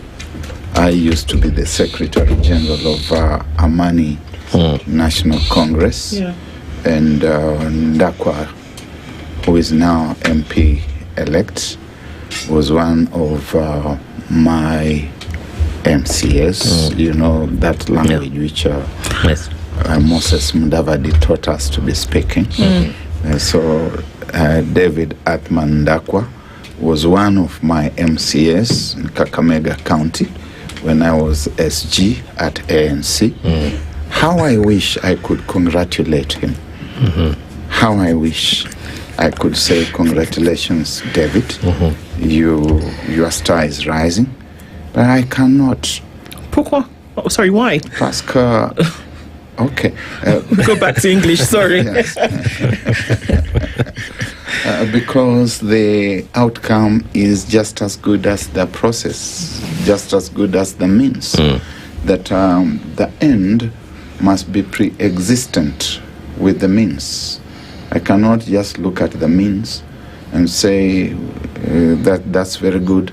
If you go prancing through the courtyard with the stolen underwear, you expect me to congratulate you? I cannot. I can only look at you and sympathize with you, even as you continue prancing around with that stolen undergarment. Now, Dr. DNA did not field a candidate. We had fielded a candidate, but we pulled him out in favor of the collective opposition. Because we could see the trends, and we thought that we might give more mileage to the united opposition, because in the end, really, the adversary was very specific. And now, just a bit of what you say, people transniting with a stolen undergarment. I would want to try and see where the voter was yesterday. Because you said you've been treated, especially in your home county, has been the stage, the center stage of this political discourse, in a manner of speaking. You've been treated to all sorts of entertainment, what you'd call bribery, tokenism, basically to influence the outcome of yesterday. But at the end of the day, the person who had the power was the voter, devoid of them having received a mattress, beans, cash, and whatever else, including violence. They had the opportunity yesterday to come out and say, here I stand as a voter of Malava, of any other place that the election was happening, and this is what I want. Do you think the voter behaved as they ought to? I think the Malava voter has done a noble thing. We have got to wait for a complete audit of the election. As I have said, I am concerned at both the process and the outcome, the means and the end, and what has been achieved. Now, we're talking about an electorate that is impoverished, an electorate that has been intimidated. When you talk about the voter, we cannot restrict ourselves to just those who turned up and voted. We have got to reflect also about those who stayed away. And why they stayed away. I'm sure there are extenuating factors that could help us to appreciate why they stayed away. We also heard a lot about pre-marked papers which infiltrated the process. We've got to think about all that as well. We have got to think about the security. Malava is the one constituency where we are aware that in broad daylight the Kenya police disrupted election campaigns, scattered meetings of the united oppositions on at least two very clear occasions where people are beaten up, and you don't create an environment that is conducive to the citizens' plebiscite through the ballot box, by engaging in those kinds of things. So the authorities that are mandated with the responsibility of delivering a credible, free, fair, simple and verifiable election stand condemned. And they particularly stand condemned in this day and time when we have leadership that is telling us that it wants to take this country to the first world. First world where these kinds of things happen. We'll be coming to the institutions. Javas, we are in the middle of a revolution. A lot of people would argue as a country. That they want change. They want transformation. They want good governance, rule of law, and economic transformation. We have seen a lot of protests in the last, you would say, 1.5 years or so. So pundits would have it that any party affiliated with the regime was not bound to win if people are as angry as they sound when the protests are happening. But the turnout of yesterday in terms of voting was too low, and the outcome of those who voted indicate otherwise. That there are some still strongholds, you'd say, for UDA and other regime affiliate parties. So, in your opinion, do you think the anger is palpable enough, or what do you make of the outcome of yesterday's voting? You see, I am a very serious Democrat, except when I am not. And I would say that politics by its nature, given that it belongs to the people, the decision has always to be made by the people. And when a people make a decision, that outcome should always reflect that will of the people. That's why I would say, perhaps in agreement with the 16th President of the US, Abraham Lincoln, that if you choose to sit on fire, then it will be your chance to endure the blisters. So whether that choice is good or bad, that choice belongs to the people. And having listened to my mother's cousin, the celebrated Dr. Barak Muluka. I'm your mother's brother, not your mother's cousin. Thank you so much. My mother's this brother. is fun. The thing is, Dr. Muluka is a radical conservative, and occasionally finds himself also not appreciating the fact that in democratic processes, the collage of factors, or the multifarious factors, always determine the outcome. But also it reflects the character of the people. Look at it this way. There are a number of things that manifested in the by-elections that many of us, including Dr. Muluka, are chagrined about. One is the scale of violence. Two, the ineptness of certain institutions. Which ones? One, I would say the Office of the Registrar of Political Parties. Because when you look at the code of conduct for political parties, which is to be superintended by the Office of the Registrar of Political Parties, and the manner in which political parties are supposed to conduct their affairs, pursuant to the provisions of Article 91 of the Constitution, the issue of overseeing the regulation of political parties, which political parties must appreciate and respect the rights and freedoms of the people, and protect fundamental freedoms as well within political parties. And when we see that within certain precincts, political parties have fueled animosity amongst competitors, the Office of Registrar of Political Parties has remained mum up to this moment. No word, no statement, no action. So that's one institution. Secondly, we have got the evident attempt by IEBC. Initially, of course, we saw the dispute tribunal within IEBC, the disciplinary committee, taking action against the contestants in Kasipul and fining them $1 million shillings each, because the warring factions had gone for each other's jugular and caused various injuries. But beyond that, just on election night, we saw a statement by ABC. We need to see proper condemnation and action taken, investigations, securities for what Dr. Muluka is speaking about, the freeness and fairness of an election. One of the critical components that also enables the freeness and fairness of an election is the security component. On the eve of the by-election, it was good to see CS Kipchumba Murkomen and PS Dr. Ray Omolo of Interior assessing the security situation, especially in Western and Nyanza. But when you look at, for instance, in Kasipul, when you look at Mbere, you realize that this violence was not orchestrated by security agencies. It was civilians amongst themselves.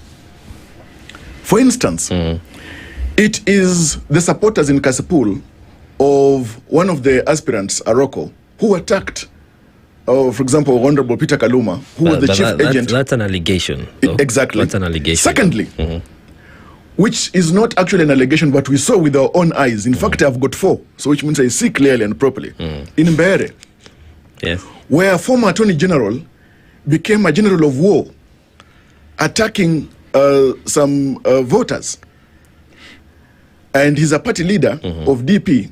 We also appreciate the hard fact that Honorable Justin Muturi, the party leader of DP, was not an accredited agent within the polling stations in Mbeere North. And he had the audacity to say, for instance, that I am a party leader, so I can go into any polling station without accreditation. So those are part of offenses we're talking about. Yes. So my point is, political parties, political leaders, Office of the Registrar of Political Parties, IEBC, and to a great extent as well, security agencies, which should have apprehended those who are perpetrating violence yesterday, should have taken, and I do anticipate that they will take firm action. Because we live politics, we eat politics. It is Nigerian Nobel laureate, Babatunde Oluwole Soyinka, your relative, popularly known as Wole Soyinka. Not my relative, but okay. Not even from the same tribe, but okay. I thought...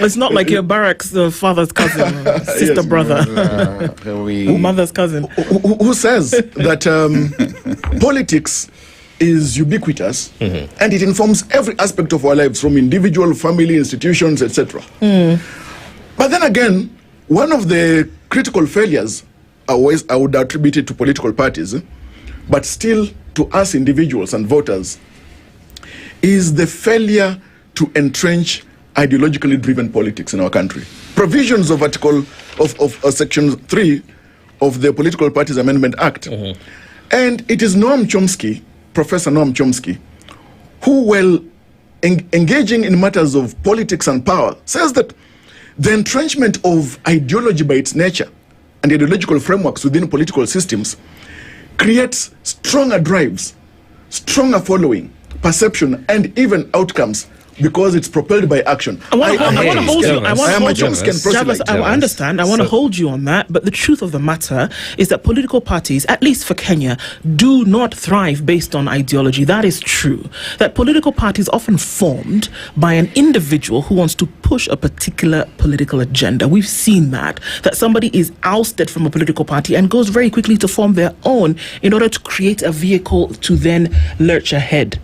I agree that if political parties were formed on ideology, we're likely to see greater following and more of the citizen-centered governance that we seek for in a democratic space. But that doesn't happen. The reality of the times today is that people are flocking around individuals who make these political parties and use them to then be able to gather following. To some extent, yes. To another extent, I would reject that view for this reason. The reason for which political parties are formed in this country are numerous. One, yes, there is the desire to access power. Secondly, some persons form political parties as a revenue stream because they know they'll collect funds through nomination fees, etc. The other thing is creating small fiefdoms for themselves. As a matter of fact, when we created institutions in the name of political parties and had them entrenched in the constitution, and in fact went further to create political parties fund so that parties are funded by the exchequer and to be publicly owned, still we haven't gone the whole hog to ensure that these political parties are public entities. So there is agreement then across board that political parties are not ideologically based. Now, Javas, looking at it this way, because we have to learn from our lived experiences as we continue to grow and improve our democratic space, so that one day you and I can agree we are subscribing to Doctor's Party because of what he stands for. We have not seen that yet. But now look at our lived experiences of yesterday. If the voting was heavily influenced, like we saw, by what you're saying, party leaders, government officials, because sometimes we are quick to pick and choose what is right when it suits us. We can fault the institutions yesterday, but throughout the campaign you can see how we violated our own electoral and constitutional right towards the electoral process. But no one speaks of that because the end seems to justify the means. It has been a very opaque process, Dr. You said. Now, the question would be, we are building up to a general election because what is done as of yesterday, and I hope the report from the IBC will be followed by actionable procedure. Let them not come out and say there was voter bribery, then we don't see much from it. It has to be actionable. But we are building up into a further larger national political discourse. Given what transpired yesterday, where is our faith? Where is our trust? Where is our preparedness from all these institutions we are facing? We are saying, Daktari, IBC, the security agencies, and the voter, because I think he's the main stakeholder. Where are we as a nation? I will try to speak very simple English, right? So that I can be heard loud and clear. My nephew here is confounding me. I cannot understand some of the things he's saying, and I'll invite him to speak English. We are talking about institutional failure. You know, in football, in simple language, in football, if you are not one of the 11 players on the pitch, you are not one of the linesmen, if you are found on the pitch, the referee will show you a red card so that you are removed by whatever authorities are supposed to remove you. Correct. The same analogy applies in politics, in elections, in a regulated environment. So that if the Constitution says that cabinet secretaries shall not participate in politics, then they're expected to stay away. If you find the principal cabinet secretary receiving defectors, if you find the principal cabinet, the prime cabinet secretary, presiding over the treatment of voters, as happened in Malawi, if you are Erastus Ethekon, the chair of IBC, you're supposed to call him out. Immediately, not later, right? Okay. Immediately. If you find the Speaker of the National Assembly engaged in the same kind of malpractice, you are supposed to call them out. And not just to call them out, but to take action instantly. If you find that there are candidates who have engaged in malpractice, arson, beating up of people, breaking into people's homes, you are supposed to disqualify them instantly. The avenues do exist. Right. And I think that we must ask ourselves where we are. And these are very serious things.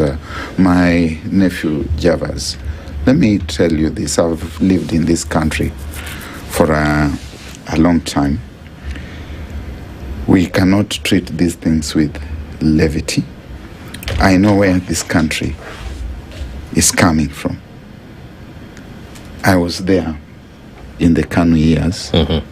I was with Java's father in first year at the University of Nairobi in 1979 when we experienced our first street action. And it was basically a factor of the KANU government at that time, having barred Jaramogi Oginga Odinga, George Anyona, and the rest of the KPU, ex-KPU people from participating in that election. We have traveled a long way since those tragic years to attempt to democratize the political environment in this country as an avenue of achieving the consent of the governed that this is the leader whom we want. If we look at the ended by-elections faithfully, we will, number one, accept that they are a pilot for 2027. They are a litmus test for 2027. And if we are going to repeat what we have seen during these past 2 months on a wider national scale, we are sitting on the cusp of a disaster, an electoral disaster. Make no mistake, Kenya, you are sitting on the cusp of a disaster. 2027 is going to make 2007 look like a children's picnic. It seems like you're casting doom in a very clear manner, Dr. Muluka, because if you're saying that the violence that we saw yesterday, the injury, the destruction that we saw yesterday, the alleged bribery of voters, the alleged rigging, all of that is going to be on a pro-max level come 2027. If you look at Chwele, for example, where there was violence, that is just a word. And if you look at us as Luhya people, Abaluhya, how come I know that this gentleman here is my nephew? Our family ties and networks are very clearly defined. When you go to a ward, the people in a ward in Western Kenya are basically a family. They're just a couple of villages, and they are villages of people who are interrelated through family ties. Now think of them shedding each other's blood. It's an abomination in my community to shed the blood of a kinsman. You're supposed to undergo cleansing. Now, we are seeing bloodshed within wards, little spaces. Families. That are basically families. Multiply that by 1,480 wards and tell me what is going to happen. That would be tragic. We are talking about, hold your peace. We are talking about 6 constituencies that we have mismanaged. What is going to happen when we talk about 290?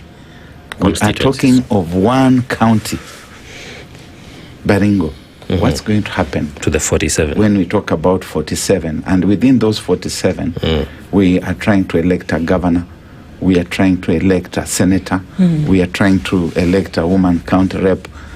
This thing is not a joke. We are sitting on a time bomb. Javas, as Daktari says, there was heavy infiltration of outsiders into these locales where elections were happening. And when you look at it, most would argue they did not even get to hear the voice of the candidates because there was either a party leader, a CS, or another prominent person from elsewhere campaigning and trying to advance the candidature of that particular candidate.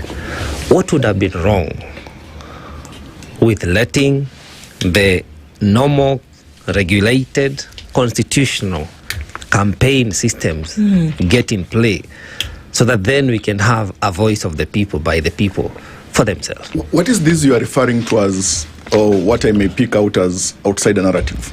Well, when you see a deputy president campaigning in a place where he's not a registered voter, when you see a governor, I'll give you an example. The governor of Mombasa was in Kilifi for the Magarini campaign. I think he was like a lead agent. So you can pick any place that we want. We saw, as you say, the party leader of DP was in Bere. Much is a registered voter there, but the role he was playing out, trying to patrol, is really not constitutional. So you can pick and choose any, but you would agree that there was an overreaching of people. I think that would be selective referencing to the Constitution, because it doesn't mean that when there is an election or a by-election, we suspend other provisions of the Constitution. Freedom of movement, expression, Article 38, the political rights in the Constitution.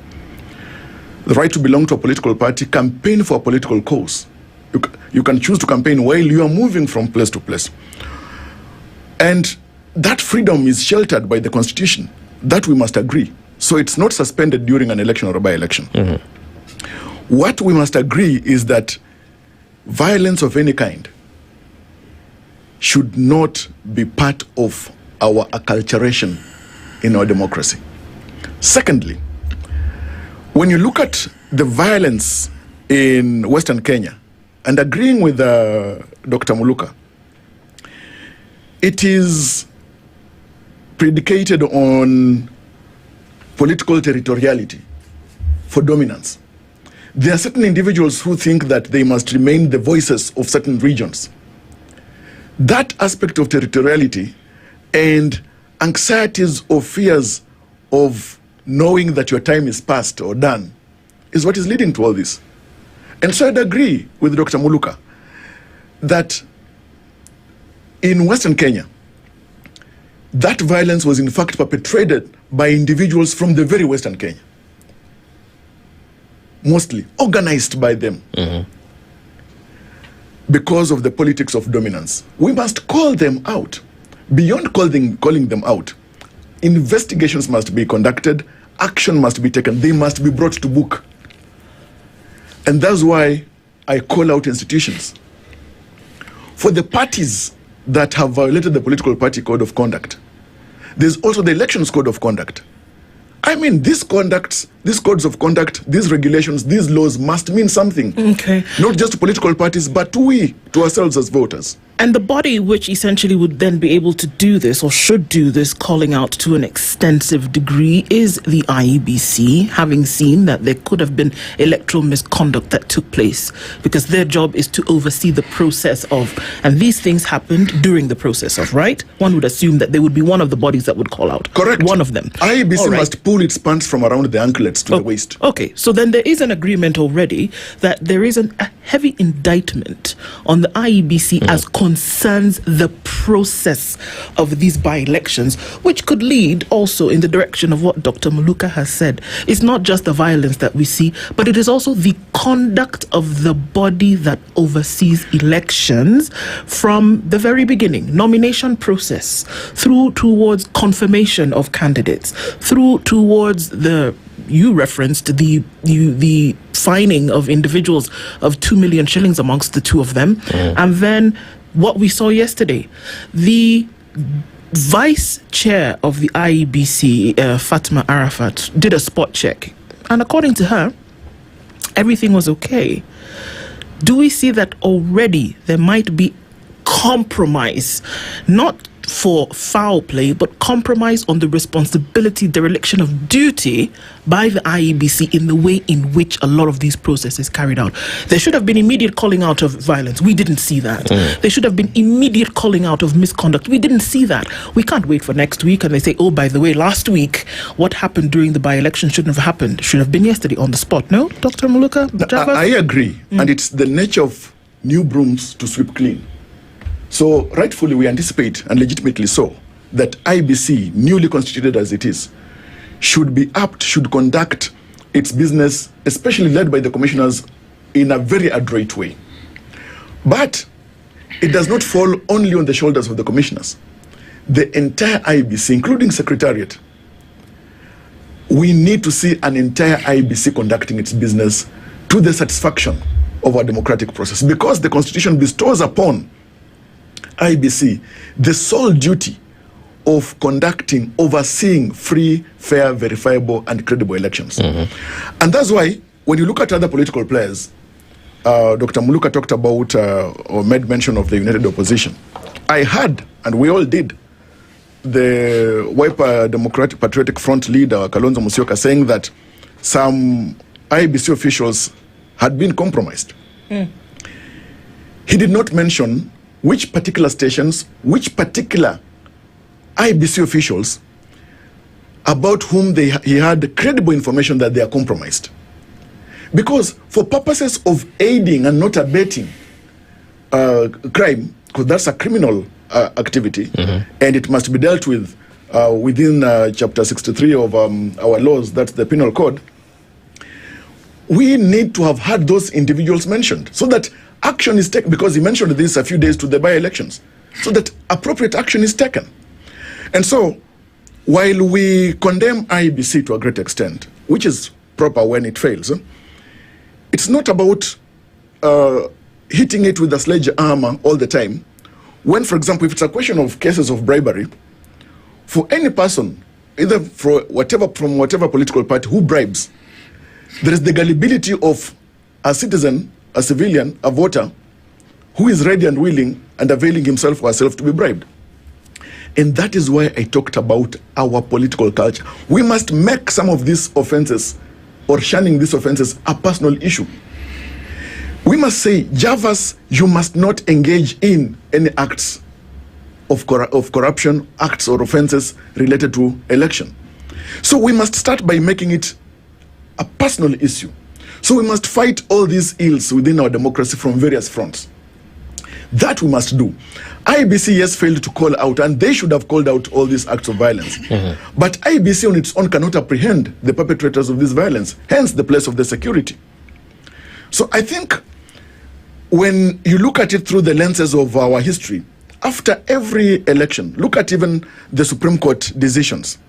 There are certain critical recommendations that are always made by the Supreme Court. To what extent, how effectively have we followed through in implementing and actioning some of those recommendations as we ameliorate our democracy? Right.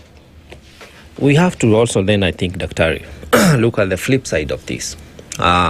Just going a bit political, we've been in the wake of, formation of terms, 1 term, 2 term, half term, fresh term. And some people have lost what they perceived to be their bedroom.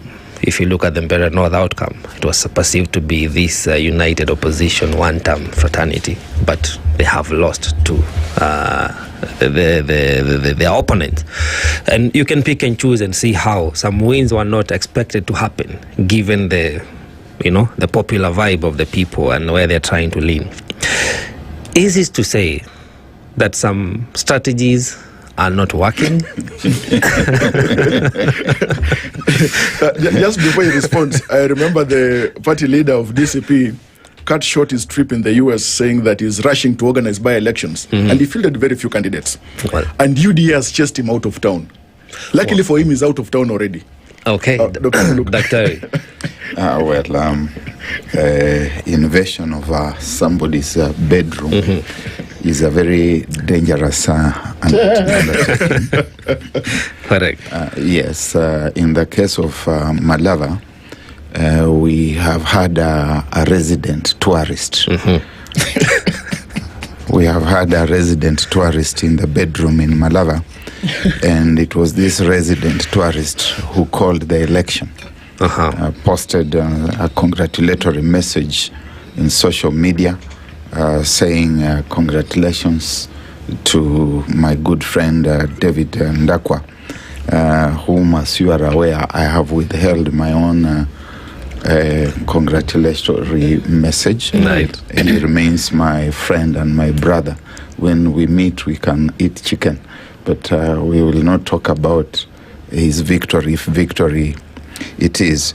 But I think it's a good thing if ordinarily the electoral process was not flawed, to see that there is deflation of overconfidence when you think that you own a certain terrain in a manner that suggests that it is your property. Kamanya, you know you have a good jersey there. Thank you. You can decide to donate it to me. But there are certain things which you cannot donate to me. Indeed. Because while you may use the word my, the possessive mine, they are yours in a very different way. When I say my home is in Kakamega, or my family, or there are restrictions about the extent to which I can behave within that environment. And so people are called upon to be also a little sober in referencing what they think is their space. That notwithstanding, we still regret the overstay by the political tourist in our backyard in Kakamega and Malava, the treatment of voters by this political tourist, the violence which we can attribute to the political tourist because he was the one calling the shots, and eventually the calling of the election. We also have cause to believe, we from Western Kenya, that we had hired hoodlums from across the border. They came from Uganda, hoodlums, brought in by a national leader and invaded a home and broke windows, window panes, and caused mayhem and dashed back across the border. We call upon the IBC and the police to investigate, because if national sovereignty becomes something that can be defiled by leaders who occupy national office, bring in gangsters, goons, and sundry hoodlums, and I think our very sovereignty is endangered. And that would be very grievous because we are still in the wake of the trinity of terror. Remember, Besigye was getting from Kenya and found himself in Uganda. So if there are allegations that people came from Uganda and visited the bedroom of or they were hosted by the tourists, then that needs to be looked into, because the sovereignty of this nation must not be compromised under whatever means. However, I want us to look at something different. The turnout was too low yesterday. The youth were nowhere to be seen. Was this voter suppression? Is this voter apathy? And what do we do about it? I think we must not always look for excuses where there are none. First, we have seen that when there's been the continuous voter registration, young people have not registered in the anticipated numbers as projected by IBC. So what we must ask ourselves, why this disinterest? Do we have demographobia? Secondly, it's possible also that cases of violence may have deterred individuals, persons with disability, or some women, the vulnerable, from showing up to vote. It's possible. Okay. Thirdly, we know that by way of these by-elections and when they were conducted, it was not a national holiday. Usually during holidays, people travel to vote. That could be another hindrance or factor. Thirdly, we all know that this happening in the course of the week, people being in their various places of work. Also, a number of people, for example, there are those people who come from Beere, but they live and work in Nairobi or in Mombasa. They may not have traveled to vote. Okay.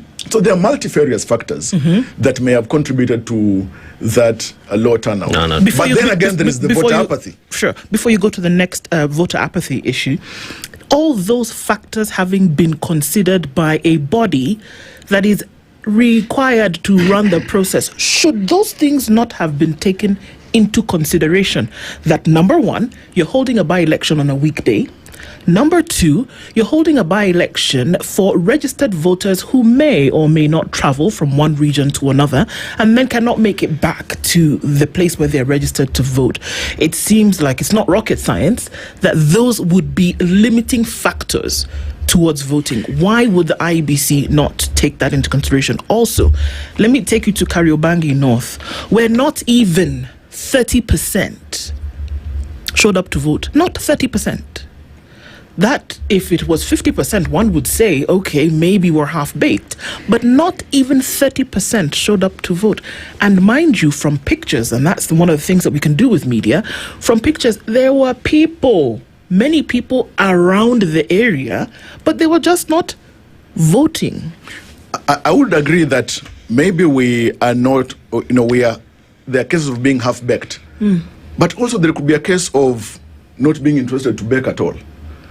As a matter of fact, for example, a place like Kariobangi, it would be expected that most of the voters within a ward are people that generally are there. Yes. But looking at the 2022 general election, in Nyanza, for instance, close to 500,000 voters did not vote. And it's not incumbent, for example, upon IBC to guide people or force people, compel people to exercise their free will. I'm sure there are people within certain precincts where by-elections were taking place who were there but did not go to vote. Could be the case I'm referencing to as voter apathy. So there are a number of factors that could have contributed to this. It invites us to an inquiry on this. Dr. Maluka, why do you think folks didn't vote? Sorry, I want to just get... Why do you think folks didn't vote? Because there has been this reverberating sound in society, at least for the last 1.5 years, that we will practice our constitutional right to...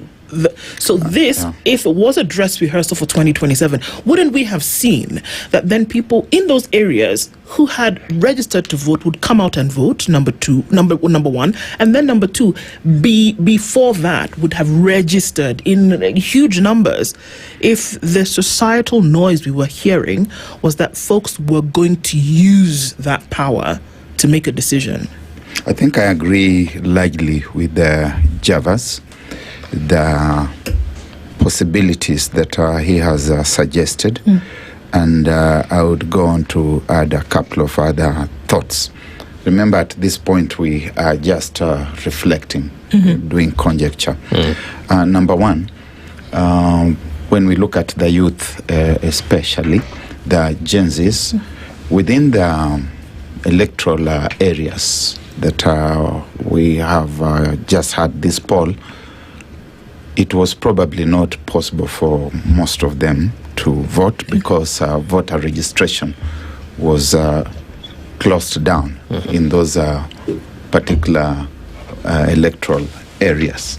So it was not possible that they could convert the agitation in the streets into action at the ballot box. Right. 2, I think also in normal general elections, we have more incentive. Some people go there because they want to vote for the president or they want to vote against a certain candidate. Right. And in the process, they find that there are 6 ballot boxes and they have to address each one of them. It's also possible, 3, that people also didn't see who to vote for. Indeed, when you look at even the caliber of the legislator that we are producing in this country, when the truth is told, right, it has hit the lowest ebb. We are now electing caricatures, and the people who go around pronouncing themselves and introducing themselves as I am honorable so and so will bear with me. You are caricatures, and I'm not afraid of telling you are caricatures. When you meet me, don't introduce yourself to me as I'm honorable so and so. Some of you are so horrible that and I'm coming from a dispensation where I have seen legislators in this country from the 1960s.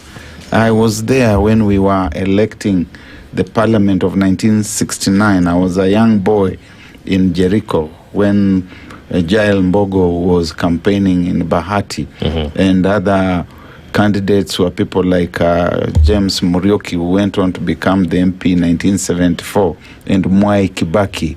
And we had Godfrey Muhuri in Embakasi, and Mwangi Karungaro, and J.D. Kali.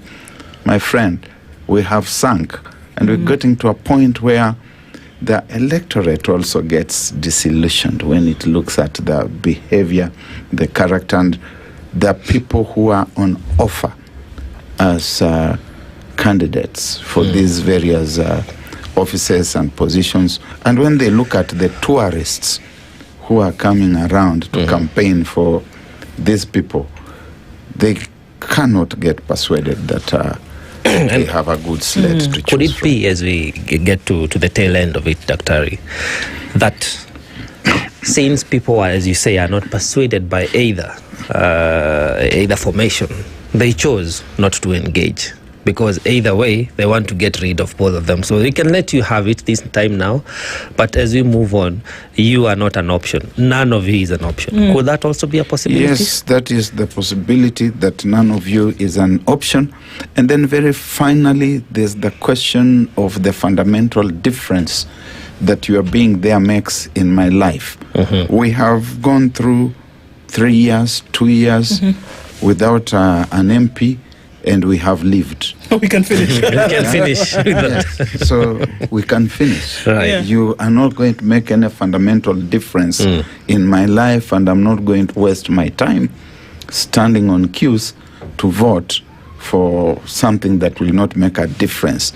Those who wanted to get something out of this and didn't vote were the crowds that you saw thronging in the spaces where the tourists were bringing money.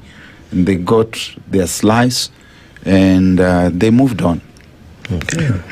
Jarvis, even as we look, because all of this was a dress rehearsal for 2027, it said, whether it takes away from the integrity of the folks who are going to sit in those positions today, or the authority or whatever, still it is casting an eye on the next 1.5 years and who then will come in.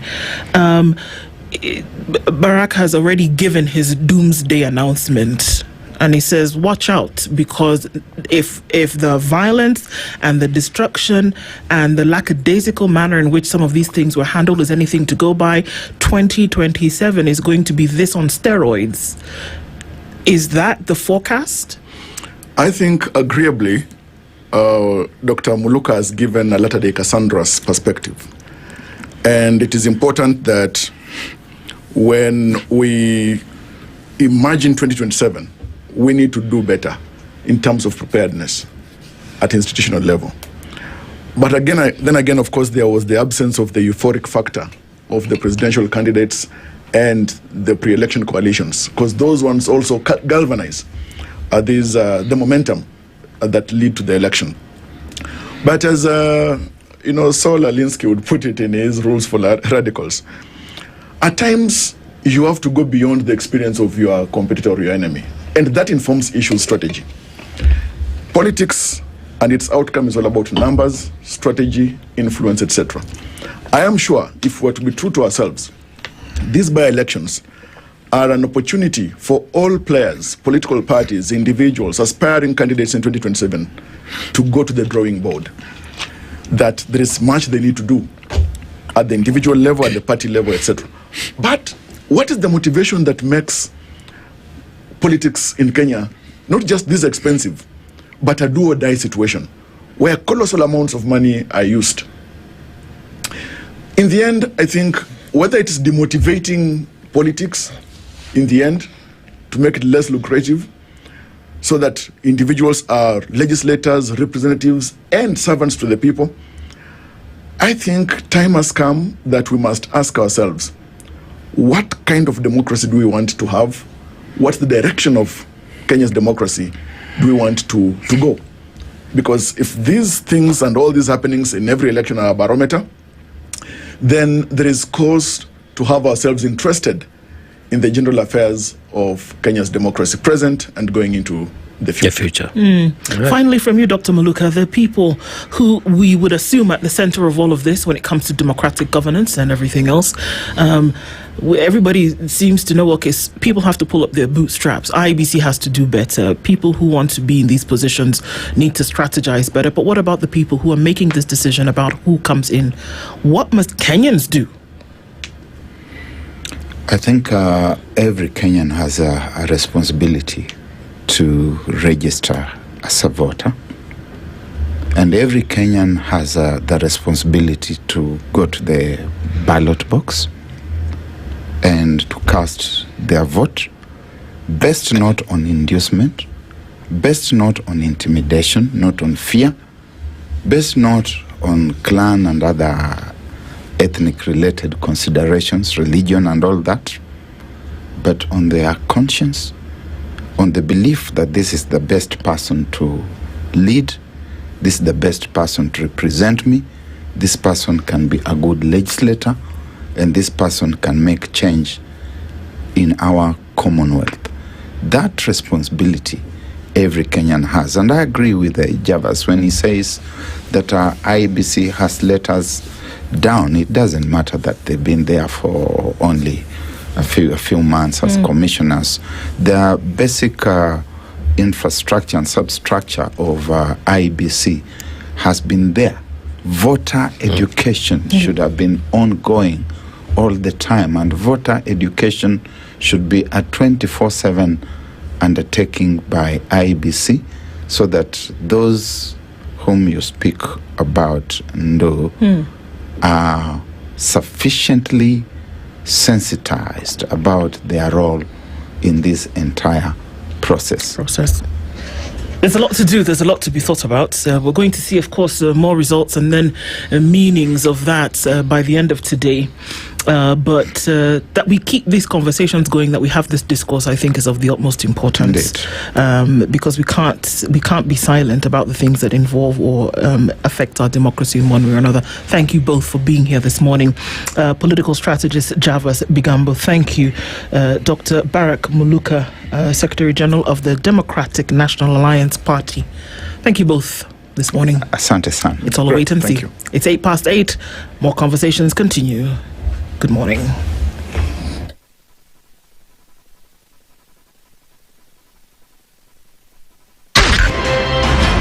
In this country, 6 families and 8,000 Kenyans control 90% of the GDP. We are not a country. We are a plantation. We work for Ruto. When you're telling the judges court orders are papers or they will not obey court orders, they're sitting and you're seeking orders from them. So how are they supposed to interpret it? Isn't it an oxymoron? When you see a judiciary that seems to be under some control somewhere, you start questioning. We have very powerful governors, but they don't use their offices to serve the people. If you are not shameful to do what you are doing, why should we protect you? I'm human. Everybody's human.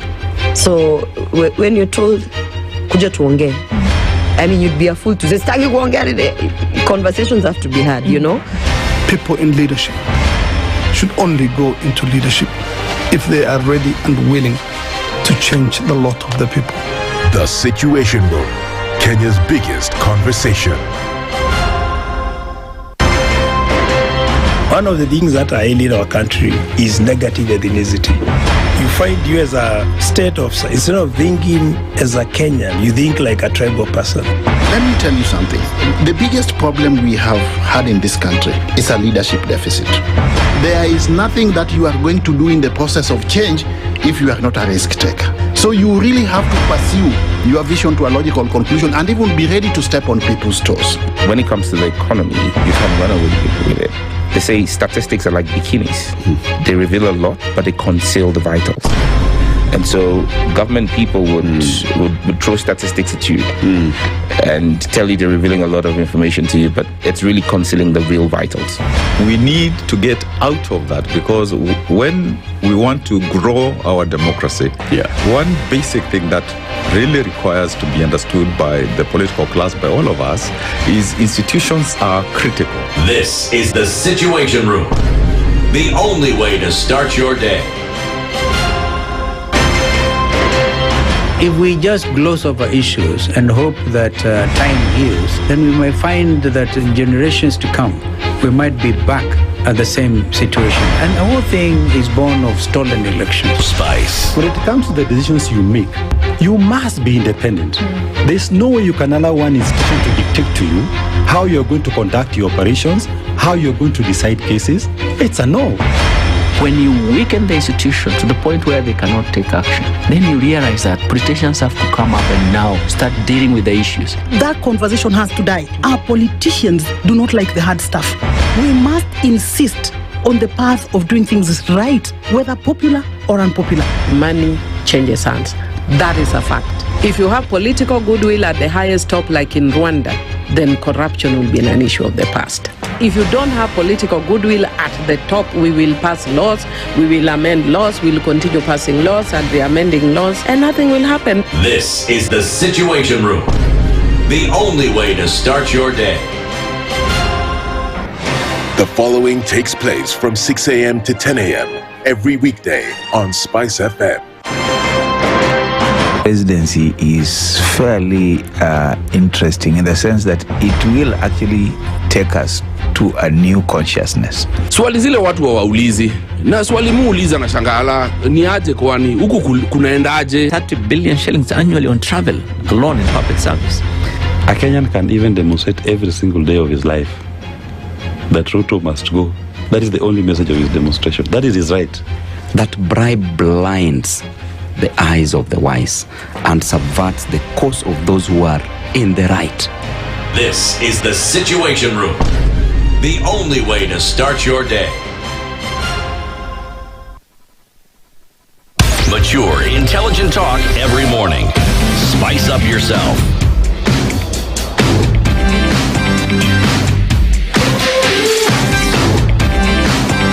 Mornings done right. 94.4 Spice FM, Nairobi. Here we are. It's 12 minutes after 8 o'clock. And, coming in from that conversation that we had earlier on, just looking into taking a stock take of yesterday's activities. And it's going to be interesting times as we get into the future.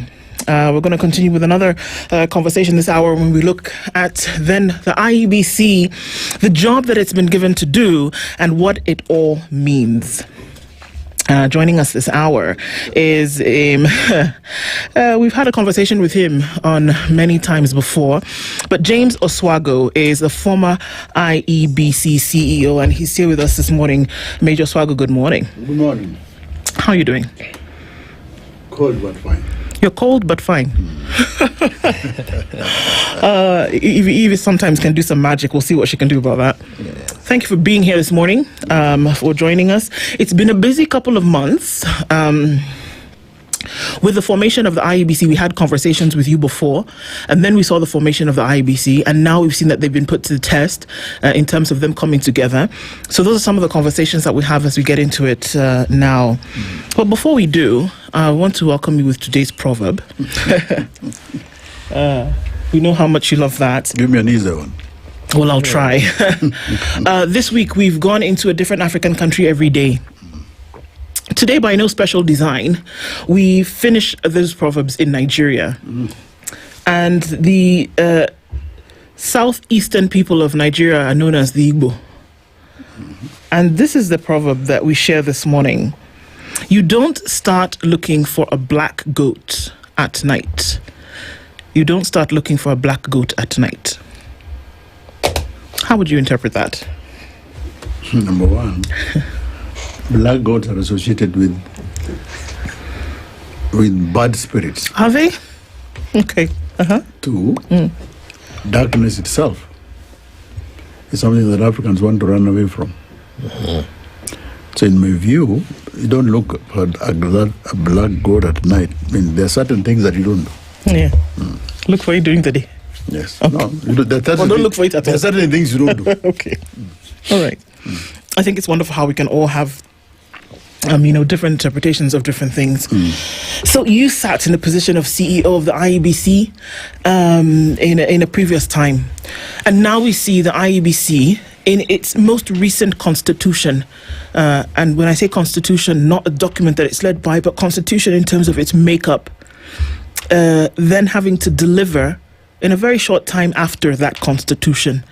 And already the indictments are rolling in hot.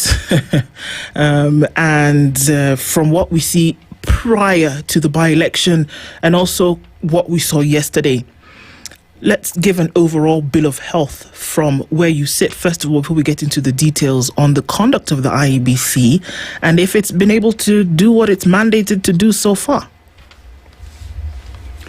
Thank you. If you ask me to give an IEBC a score, between 1 and 10, where 10 is the best and 1 is the worst, I would give IEBC 4. 4? Okay. That is dismal. It is. Because the lowest you expect from an electoral management body must not be below 7. But that is because if we factor in the job that the IEBC is supposed to do, the job of IEBC is found in, if you look at the Constitution, Chapter 38 talks about the political rights and defines what those political rights are. Yeah. Then Article 1 talks about the principles of electoral management, or principles of elections. And it's those principles that say what kind of election we have. One of those principles is that the election that is conducted must be free and fair, secret ballot, transparent, and must be free from violence,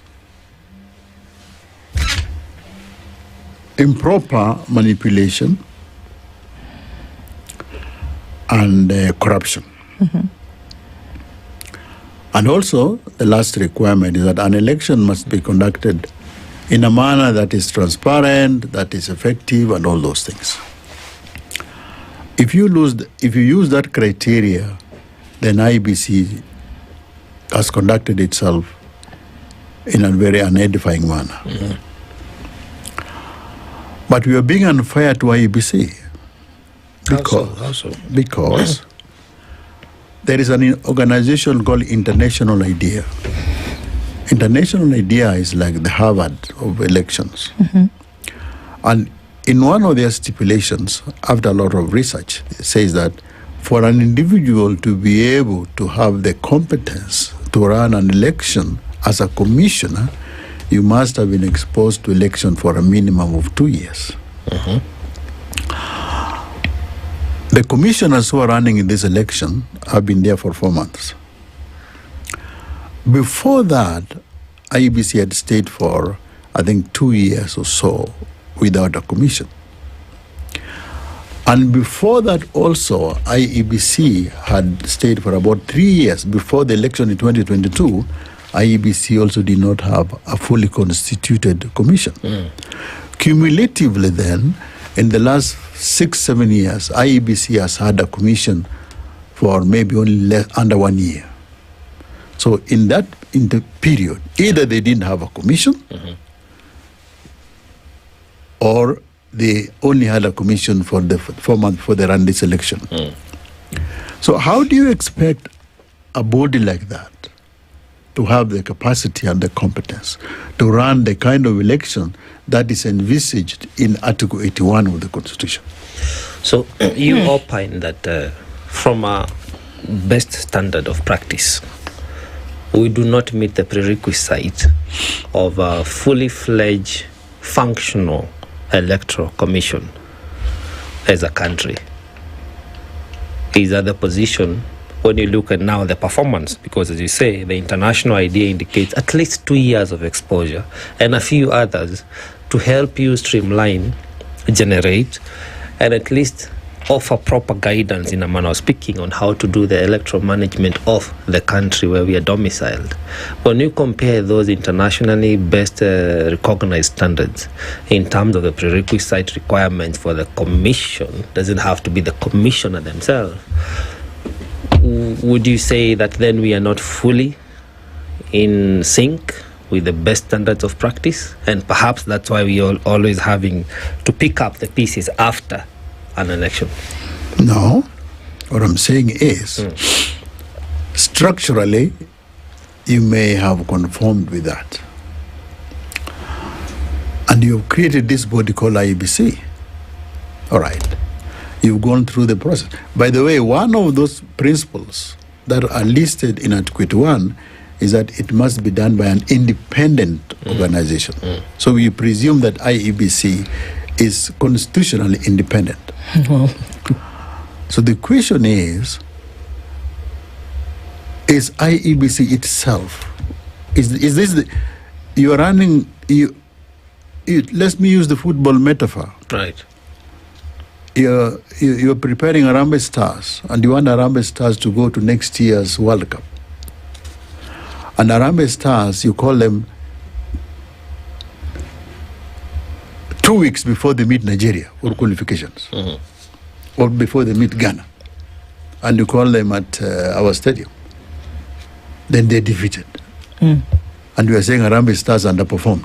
But did the Harambee Stars know that they were going to play? Did they know a year in advance? Harambee Stars were not there because it is the government that constitutes Harambee Stars. So the question is, did the KFF know? Exactly. Did the organizing body know that they were supposed to be? KFF they knew all along. So they should have made the preparations before that. They should have made the preparation. So IEBC, as we speak today, as commissioners, those commissioners, this is the first time that those commissioners were coming in contact with an election. The ones who are running this election today. Because they have never run an election. One of the commissioners is a former registrar of political parties, has an idea about some of these things, no? Does that matter? He has. She has. But Njeri, who I know very well, was previously the director of political party. That is not a commissioner of IEBC. It's not. It's a different issue. Sure. You are running political parties. Part of a process, however, that would have an idea. Very different. Very different. If you are in Njeri's previous position, you will never be seen in a polling station. However, our legislative body, the parliament, vetted. Yes. And they gifted us, Kenyans. Yes. What they deemed to be the best of the candidates.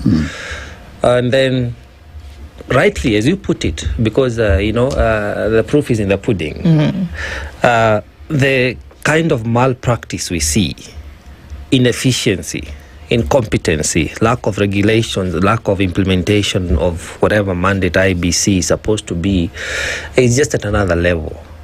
But the legislative body approved these people.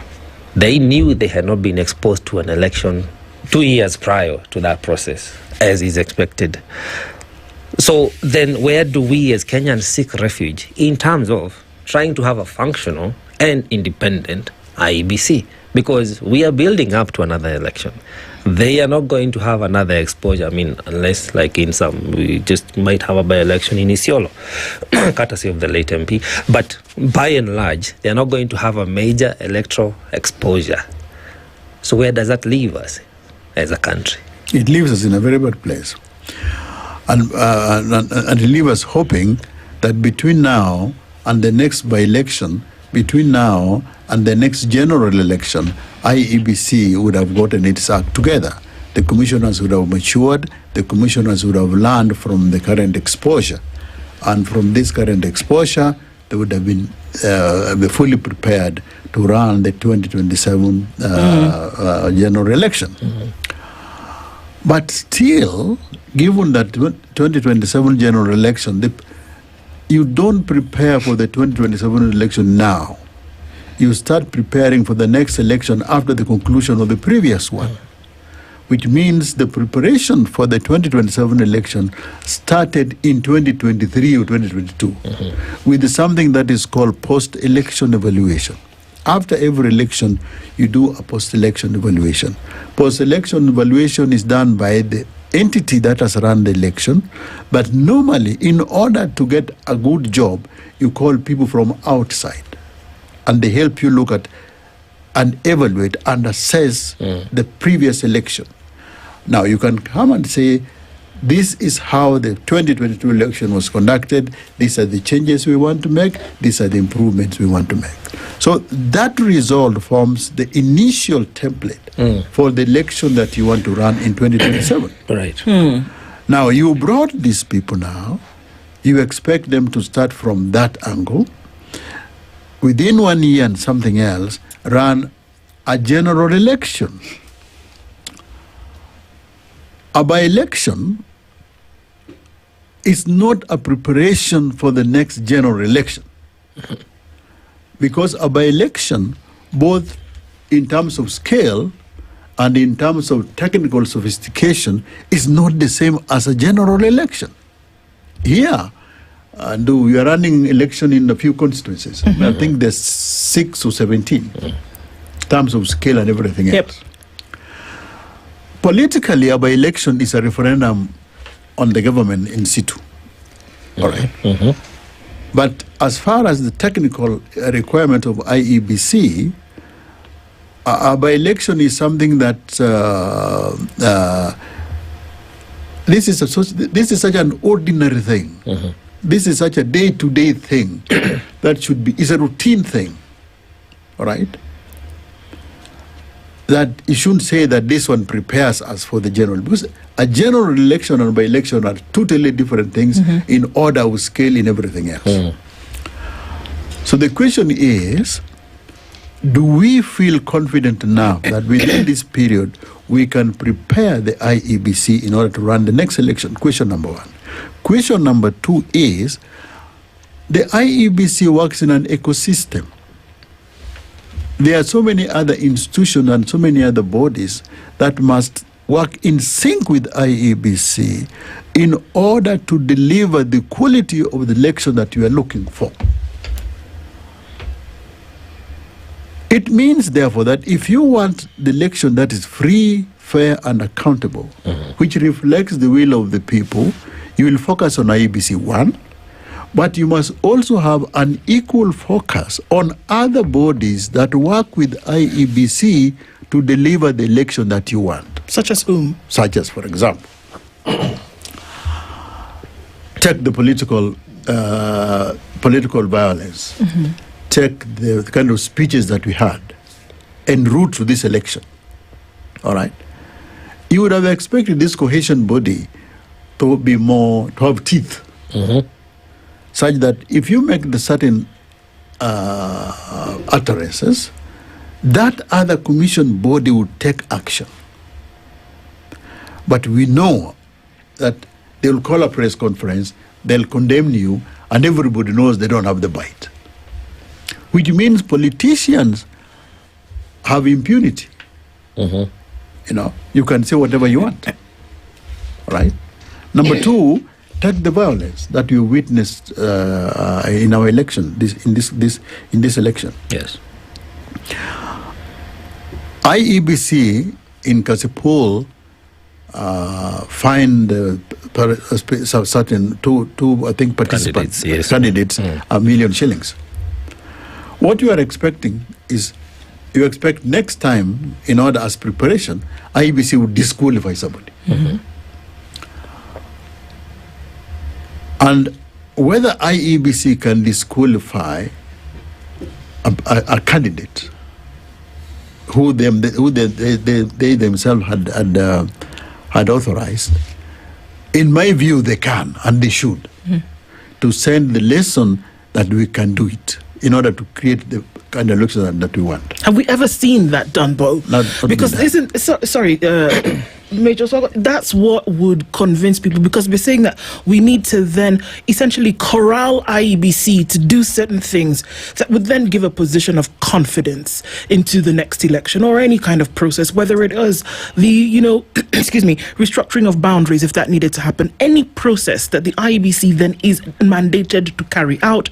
There are certain things that if they did, it would then secure confidence in the people. That when we saw the things that we have seen, whether there is an allegation that a particular aspirant is involved in some kind of bribery, and we get reports that the EACC said, this person, we're not going to really clear this person because of 1, 2, 3. The IEBC should have been bold enough to say, well, because of 1, 2, 3, pursuant to, or waiting for investigations into we cannot accept this person's candidature for this position? Should we have seen something like that to foster some kind of confidence? Should we have seen more than a slap on the wrist of 1 million shillings and a penalty when we see that goons from particular sides that are involving themselves in certain kinds of destruction? Should we have seen that when you see state officials operating and performing in campaigns, when we know very well what the law says about what you cannot do as a state official when it comes, should we not have seen IEBC pronouncing itself unequivocally in some of these to say, okay, actually, yeah, these guys seem to have things in the right direction, but we didn't see that? Would it not have fostered some kind of confidence if we did? And what would have barred IEBC from doing that in the first place? Because the IEBC that you have in place, the IEBC, there is a saying, you don't send a boy to do a man's job. The IEBC that you have today, yes, does not build the confidence, has not built the professional capacity. Commissioners themselves, those decisions we are talking about are made by commissioners. Those commissioners have not run sufficient election to get the self-confidence you are talking about. But right and wrong,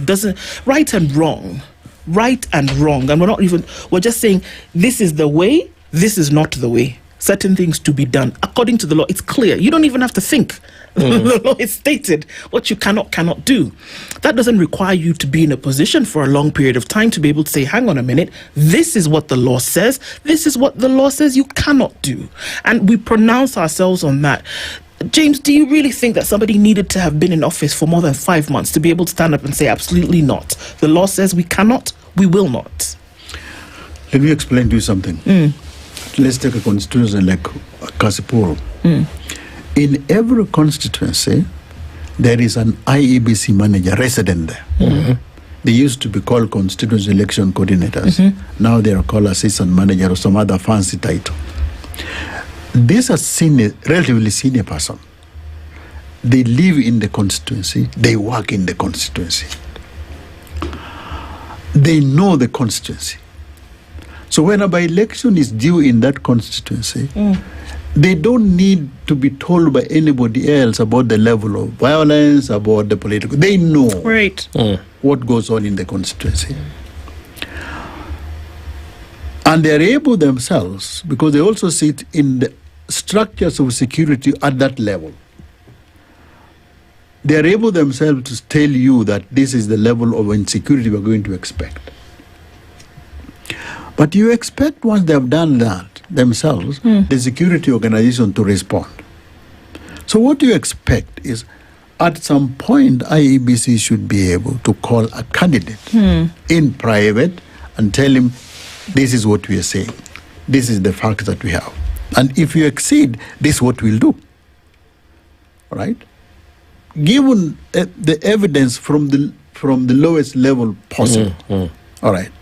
Now, with that, then, the IEBC would be able to say, we are disqualifying you. Why is but it? What I'm saying, the point I'm saying is, if we want IEBC to do a world-class job, we must also enable IEBC not only to be fully constituted. Remember, I told you that Article 81 provides that the election that is free and fair, one of the principles, it must be run by an independent body.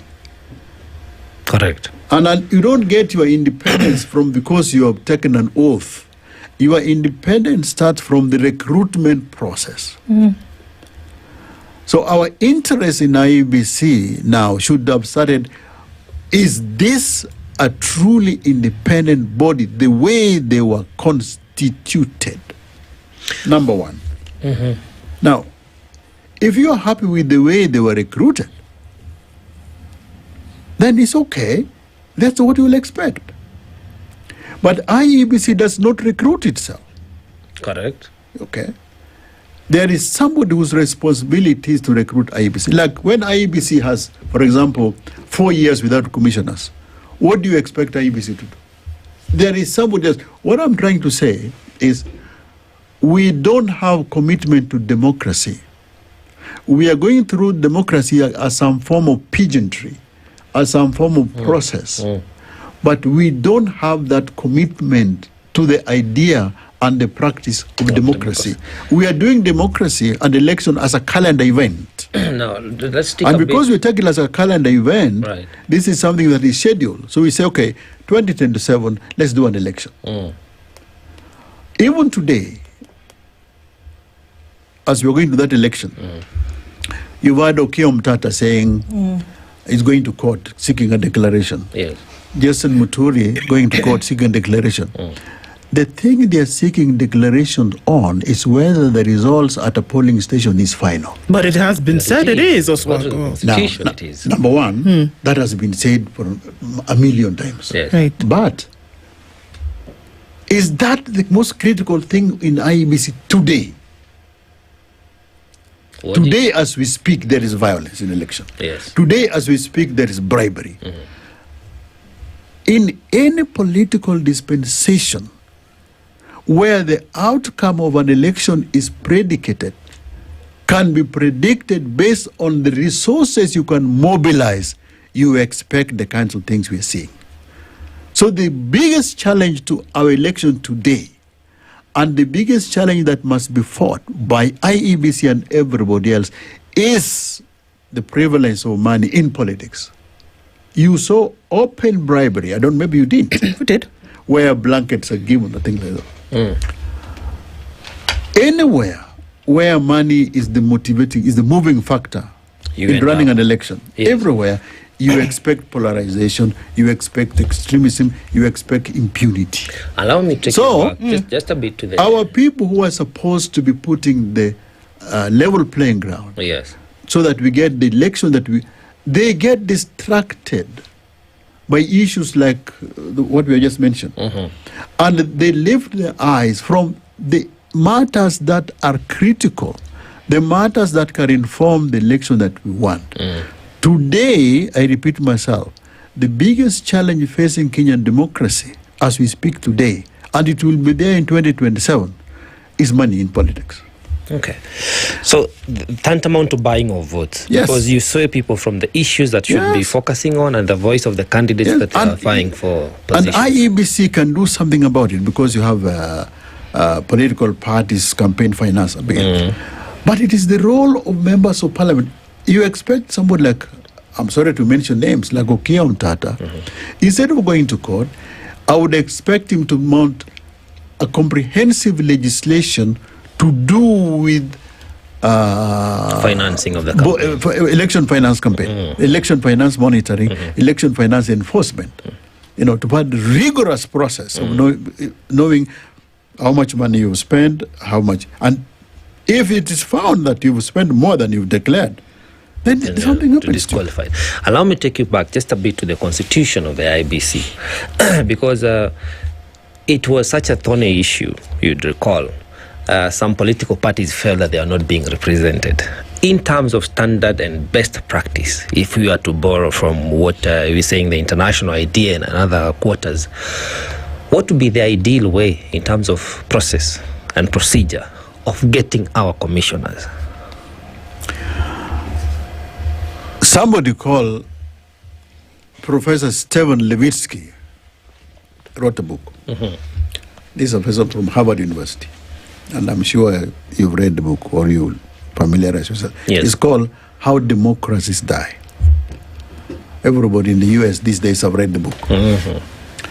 What the theme in that book is that democracy is not killed by coups and what have you. Democracy is killed by people who first are democratically elected, number one. When they get to power, they use the means that are set by democracy to kill democracy. Right? That means this. We had a constitution. The constitution says IEBC must be independent. Correct. And the law that I've told you, Article 81, says to run an election that is free and fair, you need an independent electoral management body. Yes. So we are saying IEBC is independent according to the constitutional stipulation. But you are asking me, is it independent? Now, what is the mechanism put in place to select commissioners to IEBC? The mechanism that is put in place as of the ones which are running the election now is manipulable by the powers that by the state. All right. So you end up people who are put in place going through the form and the process that prescribed by the law. But when they get in office, okay, the same individual, because then the recruitment process is neither here nor there. Correct. You end up with this. All right? The law that they use, or anybody else that will use to kill democracy in Kenya, these are not new laws. For example, it provides that, the law provides that Article 38, political political rights. You must have freedom of expression. But then you go and make a speech, and goons are sent. You make a speech, and people are arrested. The law says there should be no bribery. I've just read that. Yes, you have. But you see people being bribed in open daylight. IEBC doesn't have a policeman. So the question is, we say we want democracy, but what we are interested in is the pageantry. What we are interested in is the form. Just ticking the box. Those are just calendar events that we must do. But we are not really invested in having the real democracy that we are talking about. If we were interested in that, you would not have people distributing blankets in open daylight and without sanction. But we are saying IEBC should have done something. We are not saying which is that political party which did that. Why do you have blankets marked GOK being distributed? It's not Kazia IEBC. Good question. Why do you go to a polling station with goons and they're not arrested? Okay. Another critical issue that as and Kenyans, during the entire campaign process. So if we want, and the point should be, and you in the media, you have even a bigger role than IEBC, to shine this torchlight, not on the weaknesses of IEBC in these technical matters, but to look at the macro level and tell the Kenyan people, if you don't want the election, don't do them. And if you want them, do them right. But if you want this kind of election where there is violence, there is bribery, it's okay, do it. Unfortunately, if you keep on running election the way we are doing now, and you do it repeatedly, what happens is people become disillusioned. People lose that belief in democracy. People lose belief in that voting. You are laying the seeds for anarchy. Now, our boundaries have not been reviewed. Yes. Another core function of the IEBC. Yes. The only issue, because Kenyans are contending, that was constitutionally stipulated that we shall have a boundary review process. Yes. But as you say, the crisis in the formation of the constitution of the commission has left us here. In terms of law, what should be the position in terms of a boundary review? Because again, we are too close to the election. It may not be practical to implement that. But in terms of law, because I like what you're saying, we should have a macro approach and try to have an ideal on how we want to manage our electoral process, then cascade it to our homegrown solutions. But in terms of boundary review, what's your take on that? Article 89 of the Constitution deals with boundary delimitation. And it says you must do election. You must do, first of all, you do a census. And after you've done the census, and the census is done between 8 and 12 years. Yeah. So boundary delimitation must also be done within a similar period. The Constitution provides what Article 89 provides, not only that when the time frame to do the boundary delimitation, but it also gives you instruction on the factors to consider when doing that boundary delimitation. Those factors are so critical that if you don't do them, then it is like we've not done the boundary delimitation. And there was a judgment recently called the BBI judgment, which you read about. Yes. At the High Court, and the decision and the pronouncement in the High Court was adopted at the Court of Appeal also.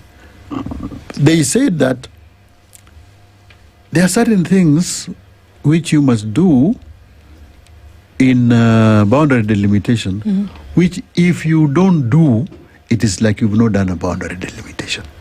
That is the BBI Act. All right? What is the importance of that? It means that not only must you do boundary delimitation within a certain period, but you must also conform to the stipulation within that particular law.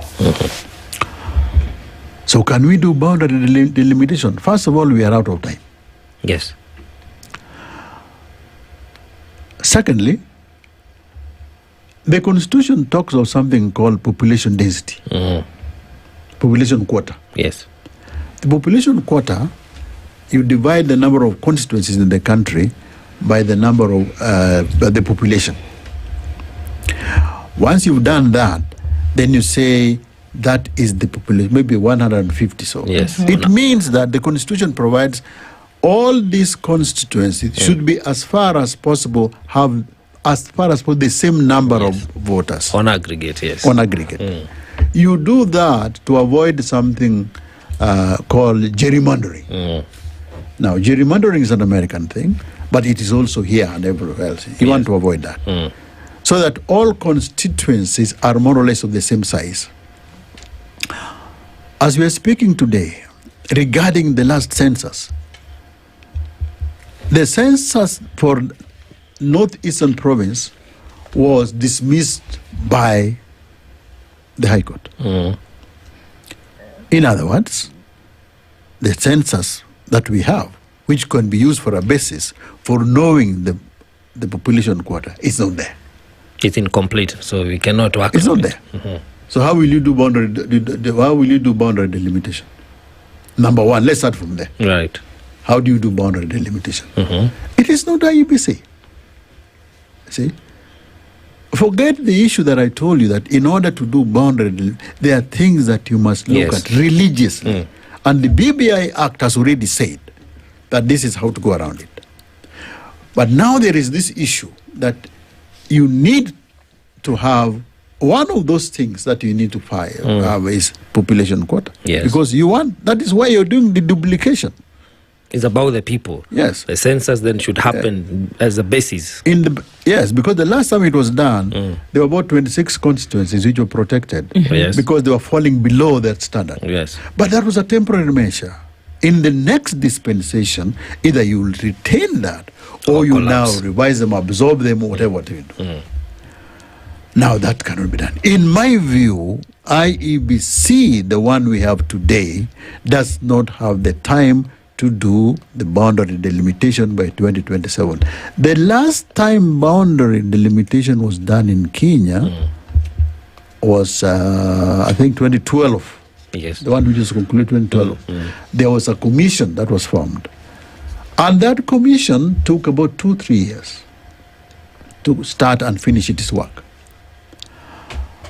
You need to do that. But there's another problem also. Right.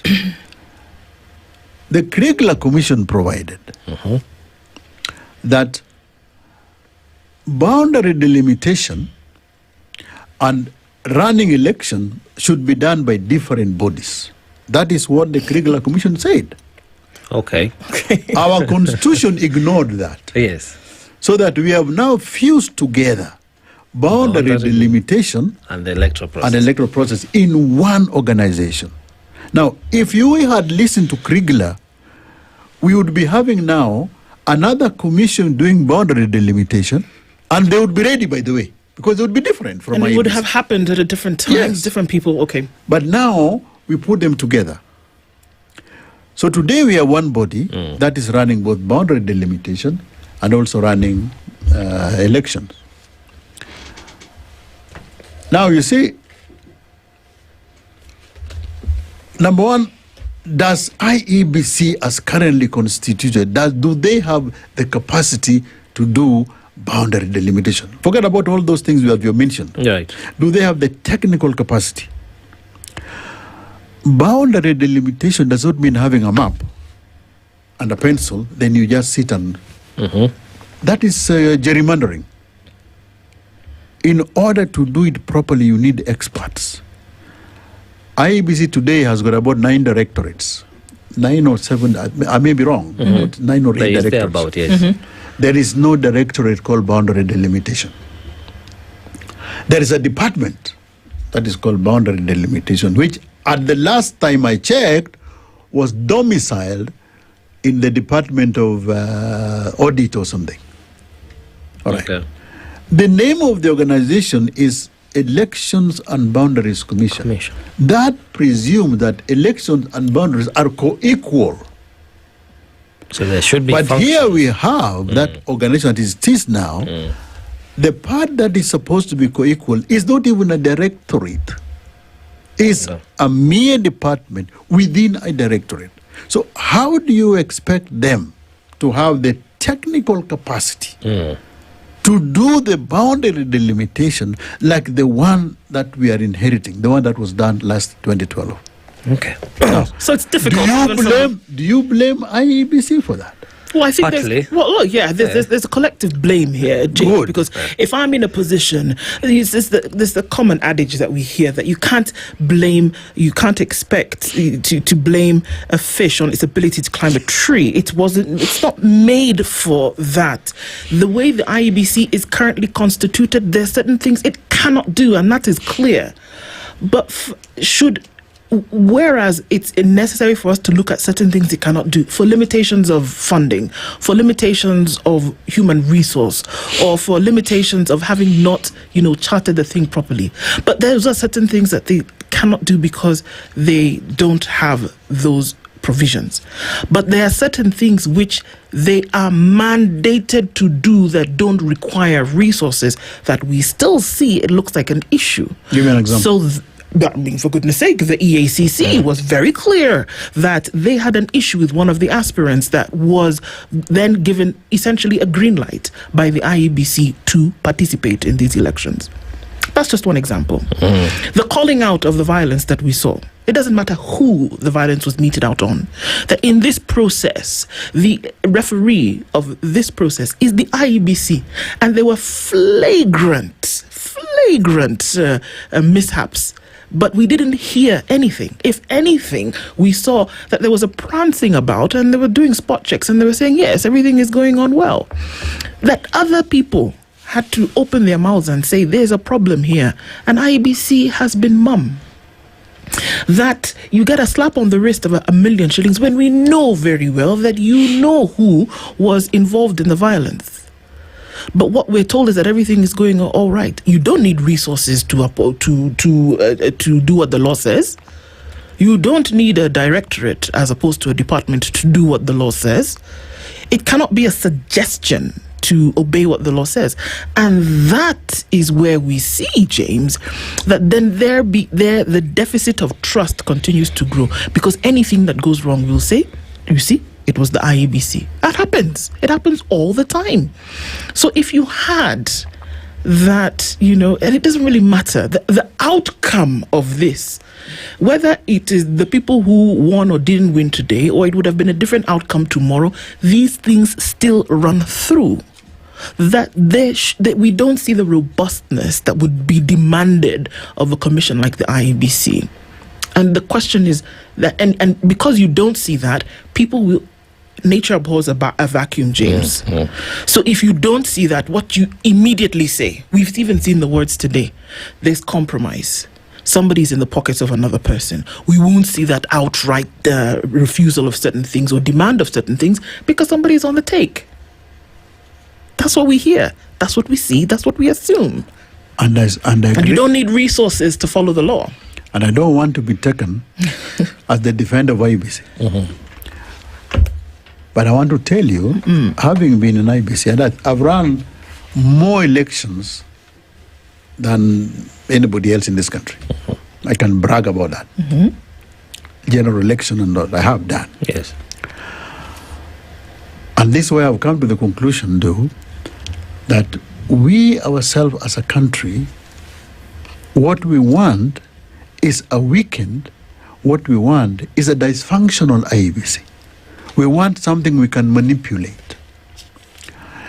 And when I say we, you are talking both in government and those in opposition.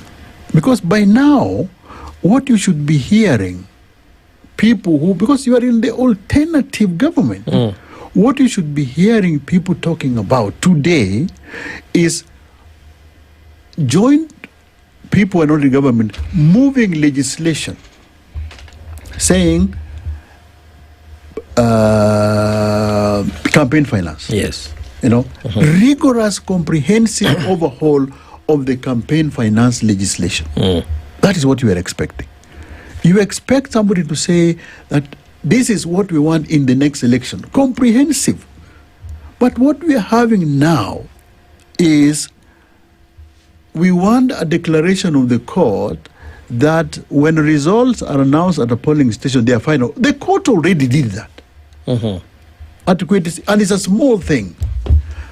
But we are not looking at the macro environment. You are leaving it intact to underperform. You are leaving it intact to be dysfunctional. All right? It is us, the entire political class. Why do you think they have not come up with a suggestion to, for instance, to bring up a much more rigorous political parties act? All right, the one that regulates. You recall that the nomination process for these political parties. Yes. They say this is our nomination process, and they don't, and then they violate it. They say it's an internal mechanism. So you need a much more rigorous agreement so that the IEBC can police it, the IEBC can look at that. And it helps, that is not there. It helps to question even those internal mechanisms, because even the aforementioned candidate who was cleared by IEBC, EACC had flagged them. But then there is a party that cleared them for nomination. So, and let me comment on that. Right. She's right. She's saying EACC says, the way we see you, we're disqualifying you from running the election. IEBC says, there's something called presumption of innocence. IEBC didn't create that. We have to be balanced. Yes. IEBC says there is something called presumption of innocence. And presumption of innocence says, you are innocent until your cause has been adjudicated by the highest court in the land. So the magistrate court, for example, convicts you, and you are in the appeal process. IEBC, in their own interpretation, saying, no. Because there are other processes, there are other places where you can seek. You can seek redress. Yes. So we will not deny you this constitutional opportunity. That is okay. The only thing that is required then is consistency on IEBC. To fully not only in that, but in all the other things. For example, and she has mentioned it, you cause violence like happened in Homa Bay. Yes. In Kasipol. Instead of giving you 1 million shillings, they say you are disqualified. Yeah. That's what, so you expect that from IEBC. Now, so to the extent that IEBC says EACC is giving us, the law allows you, the presumption of innocence allows you to prosecute your appeal to the highest court. And IEBC is arguing, no, for that case, go ahead, because this is within the law. The same IEBC that says that, and agree with them on that particular score, should also be equally rigorous and say, you committed violence in this campaign, you are disqualified. Even if it means all of you. Now, that is an earth-shaking thing, and then you leave it to the courts. Let the courts pronounce themselves that they agree people can just fight. Or not. Yeah. And then we'd have deterrent. So I think I do agree with you that we need to have actionable solutions coming from all these dissent, all And these even on complaints. that, Yes. you still expect the same people in parliament today Yeah. to bring legislation that clarifies that. Now, in the interest of time, this is a matter that cannot have enough time to discuss. Sure. Because it touches to the core of our democracy and how we manage our processes and governance, because the people we end up in office with are born out of this electoral process. But looking at it from where we stand today, devoid of the state capture and the incompetence of the legislature or the National Assembly, can we relax and say that we have enough regulations in terms of managing an electoral process? It is only that we are not honoring the laws that we have provided to ourselves. Do we have enough regulations, enough laws, that the only thing that is lacking is the goodwill, both political and civic, to honor them? That's why I referred you to the book by Professor Stefan Levitsky. How Democracies. It's called How Democracies Die, Right. because it tells you that democracies are not killed by autocrats or by coups. Okay, that's one way. Yeah. But the greatest threat, what is called democracy, regression, the whole world, or the greatest threat to democracy in the whole world are, one, people who themselves are elected through a democratic process. They get to government. Once they're in government, they use the institution and the laws they find there to kill democracy. To kill democracy. All right. So the people, the question you're asking, yes, as we elected people to parliament today, the people in parliament, as we're speaking to now, are focusing not on the things that will, one, create a level playing field, not on the thing that will empower the IEBC, but tinkering on the sides. All right? Leaving the electoral environment or ecosystem as it is today, and I will tell you, as it is today guarantees you the same result 2027. 2027. A lot to be interrogated, I mean, just like Joe said. And James, thank you for being here this morning. It opens our eyes to the realities of things that we must demand for, like you had said earlier. And that conversation never stops. James Oswago, former IEBC CEO, has been here with us this morning. Thank you for joining us. It's 9:02. Conversations continue. Good morning. Thank you. The latest news from around the world. 94.4 Spice FM.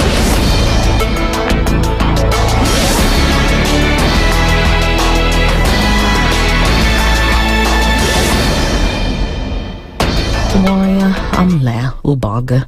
President William Ruto has taken a flight from his residence in State House, Nairobi, and is heading to Rironi, Naivasha, Gilgil for the summit that will see him be able to officially launch the construction and dueling of the road. Now, the road will actually run from Rironi, Naivasha, Gilgil, Nakuru, Mau Summit Highway, and the Rironi, Mahio, Naivasha, that is the A8 South Road, and it will take place as a public event, and obviously Kenyans have been invited to attend. The ceremonies to be presided over by Ruto will be held at Kwambira, Gilgil and Mau Summit starting anytime from now, according to a notice by Kenya. The 175-kilometer highway which connects Nairobi to Western Kenya and neighboring counties is expected to ease traffic congestion, boost trade and improve road safety once completed. Kenya has warned motorists of heavy traffic during the launch and advised travelers to either reschedule their journeys or use alternative routes, including Ngong, Susu and Narok Mau, Nairobi, Thika, Magumu, Njambini, Ol Kalou, Nakuru, Kampi, Yamoto, Ravine, Makutano and Nakuru, Njoro, Molo, Mau Summit. Kindly observe that as a motorist who intends to use those routes to avoid the heavy traffic that may affect your travel. For the second time, the UDA party has won the Malava parliamentary seat. David Athman Ndakwa has been declared the newly Malava MP-elect after securing 21,445 votes, while his closest opponent, Seth Panyako of DAPK, came second with 20,210 votes. Benjamin Nalwa has garnered 215 votes. David Athman Ndakwa has garnered 21,564 votes. George Ngaira Oyugi has garnered 148 votes. Seth Ambusini Panyako has gathered 20,210 votes. Wilberforce Indai Tuvei has garnered 626 votes. I now declare Mr. David Athman Ndakwa as officially has been elected the official MP of Malawa constituency. And in that connection, speaking after being awarded the certificate, Ndakwa said he'll serve the residents of Malawa without discrimination and commended IBC for conducting free and fair elections. Mimi nimependa pia kupongeza IBC kwa kufanya kazi bila mapendeleo na majibu itokee kama hii ya kusema kama mimi ni mshindi, na mpaka saa hii hakuna yule amepinga hapa kusema kwamba sio sawa. Kwa hiyo IBC, hongera. Security apparatus, ninawashukuru kwa ile mikakati mliweka mpaka wakati huu. Incident hazijakuwa mbaya sana, ngaje for a few reported cases ambazo ni za kawaida na zimeshughulikiwa. And that's the news wire. I'm Nyamweya Ubaga.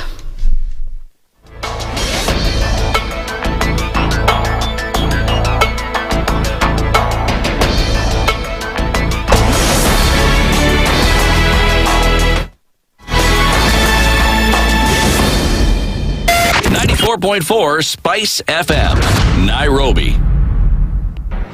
The following takes place from 6 a.m. to 10 a.m. every weekday on Spice FM. You have land, Dennis. Yeah. Okay, your own land.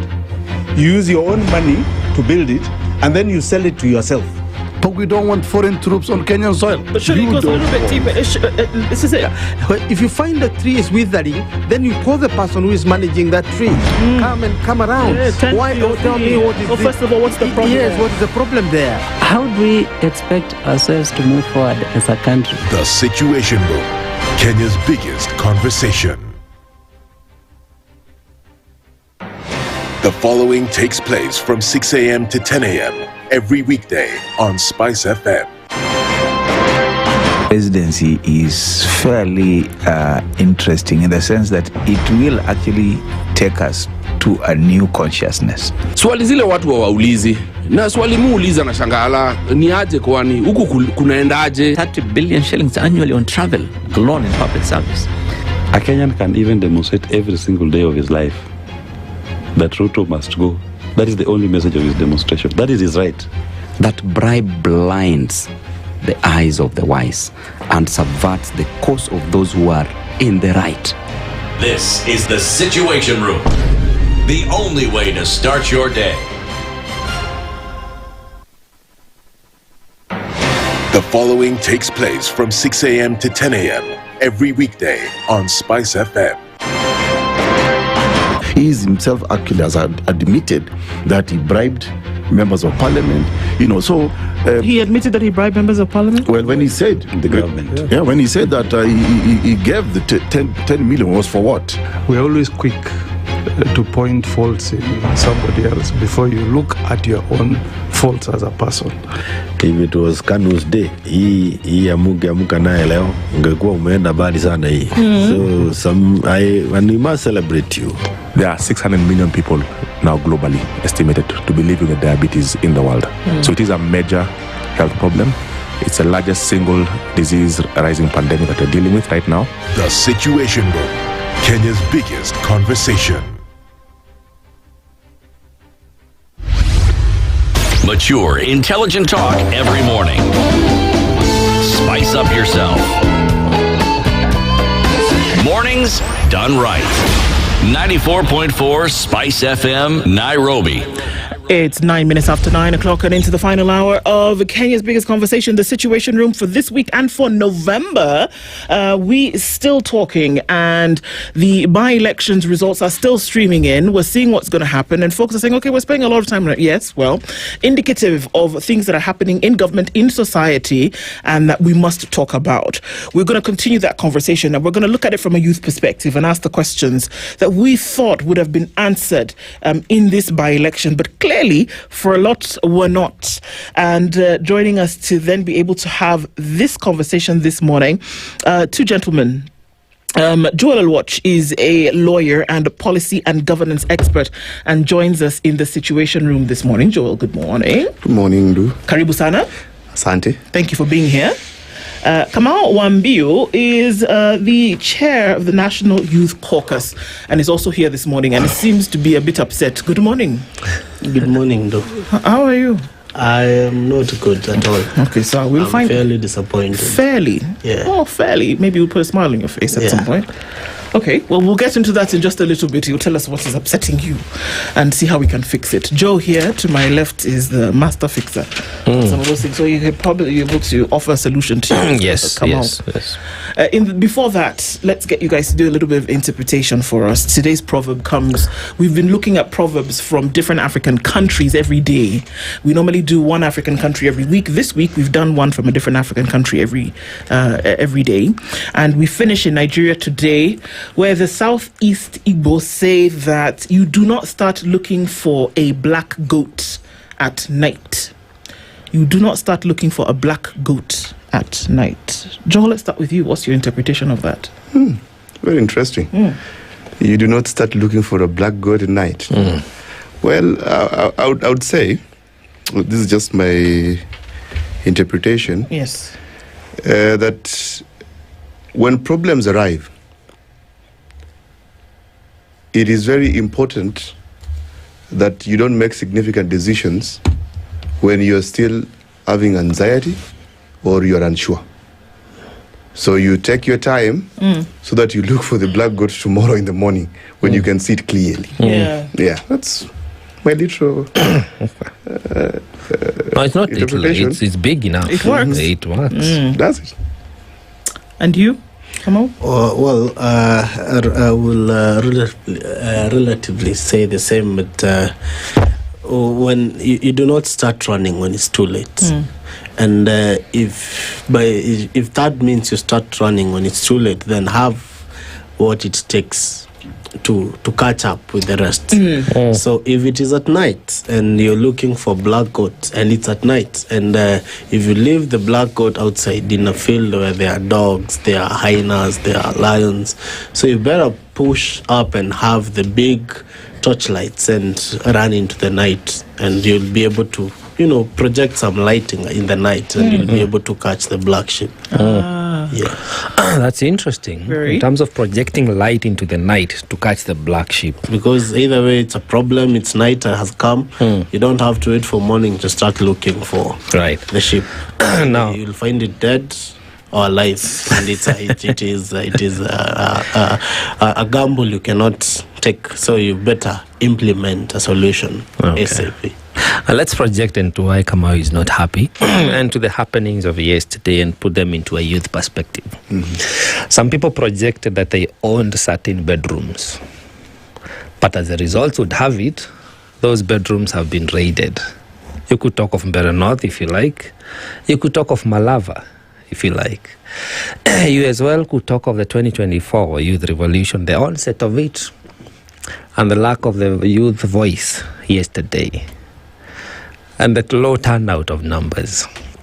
So as the youth, and as still when I listen, I hear the echoes of the change of leadership, the call for good governance, and knowing that this revolution can only manifest on the ballot. Where are you with the happenings of yesterday? What do you read from what happened yesterday? You're looking at me. Thank you. But thank you for having me today. From where I look at things, one, I said the last time I was here, there is the difference between wanting to become and there is a difference by actually becoming. Now, the process of becoming is where we draw the line. Where we draw the line with becoming and what you do during becoming, now that becomes the problem. We have now the young people, we want change, but we really don't want to participate in that change. We really don't want to participate in that change at all. Now, with what we saw yesterday in Magarini, in Mbere, in Malava, in the whole country, in all those places where they were hotly contested, we really wanted to send a message. Politically, it was supposed to send a message to the government that we have a strong opposition and we are coming for you, and we are equally strong. We are equally strong as competitors. We can equally contest. And, Mbere and all, that's why I said I'm fairly upset. I'm fairly not so upset with Mbere because 15,000 votes for the Mbere candidate, Karis, who was not moneyed, who was not moneyed with crazy support, from the government. Also you're playing with a sitting government who is actually not selfish at all. These are people who are dishing out money seriously in a seat that has almost, they have spent to the lump sum of 800 million in a constituency. That is Karis gunning out 15,000 votes and being left with a margin of maybe 300-400 votes. That was something. And then we had this other guy. I would say if this seat was, and I am not disputing anyone's independence, because it is their independence and their right to vie, but they would have considered trying. You are not popular. Why are you going? Why are you running? It is your right. But now you vie, you get 26 votes. Those are spoiled votes. You vie, you get 78 votes. Those are spoiled votes. And you really understand what is the cause of these by-elections. What is the muscle that is playing here? But it happened, and Moses Kuri also had for lack of let me mention him. His candidate is the one who have spoiled those votes, 2,400 votes, and is the candidate who was a DCP candidate. Is coming, unakuja unachocha mtu unakuja kumwambia nini? Okay, but I hear what you're saying, Kamal, and essentially you're just getting into this whole circus that has been there forever. And what we did here is that the younger population or the younger demographic is not taking this nonsense anymore. That is what we had been told. That's what we've heard. The youth, we were saying, you know what? It's enough. That a different kind of leadership must show itself. And this was, in many eyes, a dress rehearsal for what would come later when you have a general election and you have an opportunity to say, it's either we are getting into this thing or we then are very interested or vested in who takes up these positions later.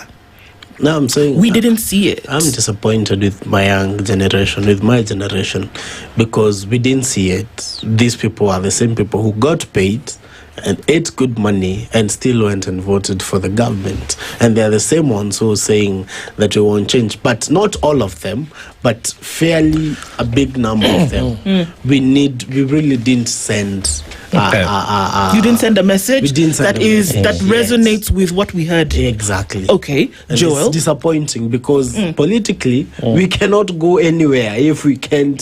One, if we don't have votes, if we are not, we will not persevere the situations with an election. I know my brother here knows what really happens in an election. You come, you wake up, it's cold, you are hungry, it's chaotic, and you still persevere with all the circumstances, and you ensure that you've cast a good vote.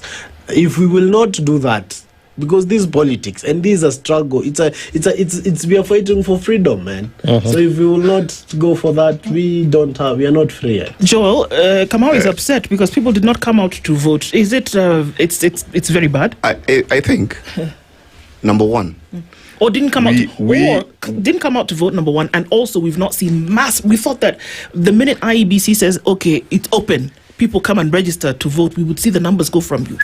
But it didn't happen. Yeah. Why? I think we are being disingenuous. Okay. And we are looking for change. And I don't think we are so definitive in defining what this change is. We keep saying, you keep seeing posters during election cycles. The changes must go. Change. The change is there. Change is coming. Defined. Change is coming. But we have not defined it properly. Okay. We have had several cycles of emancipation for this country.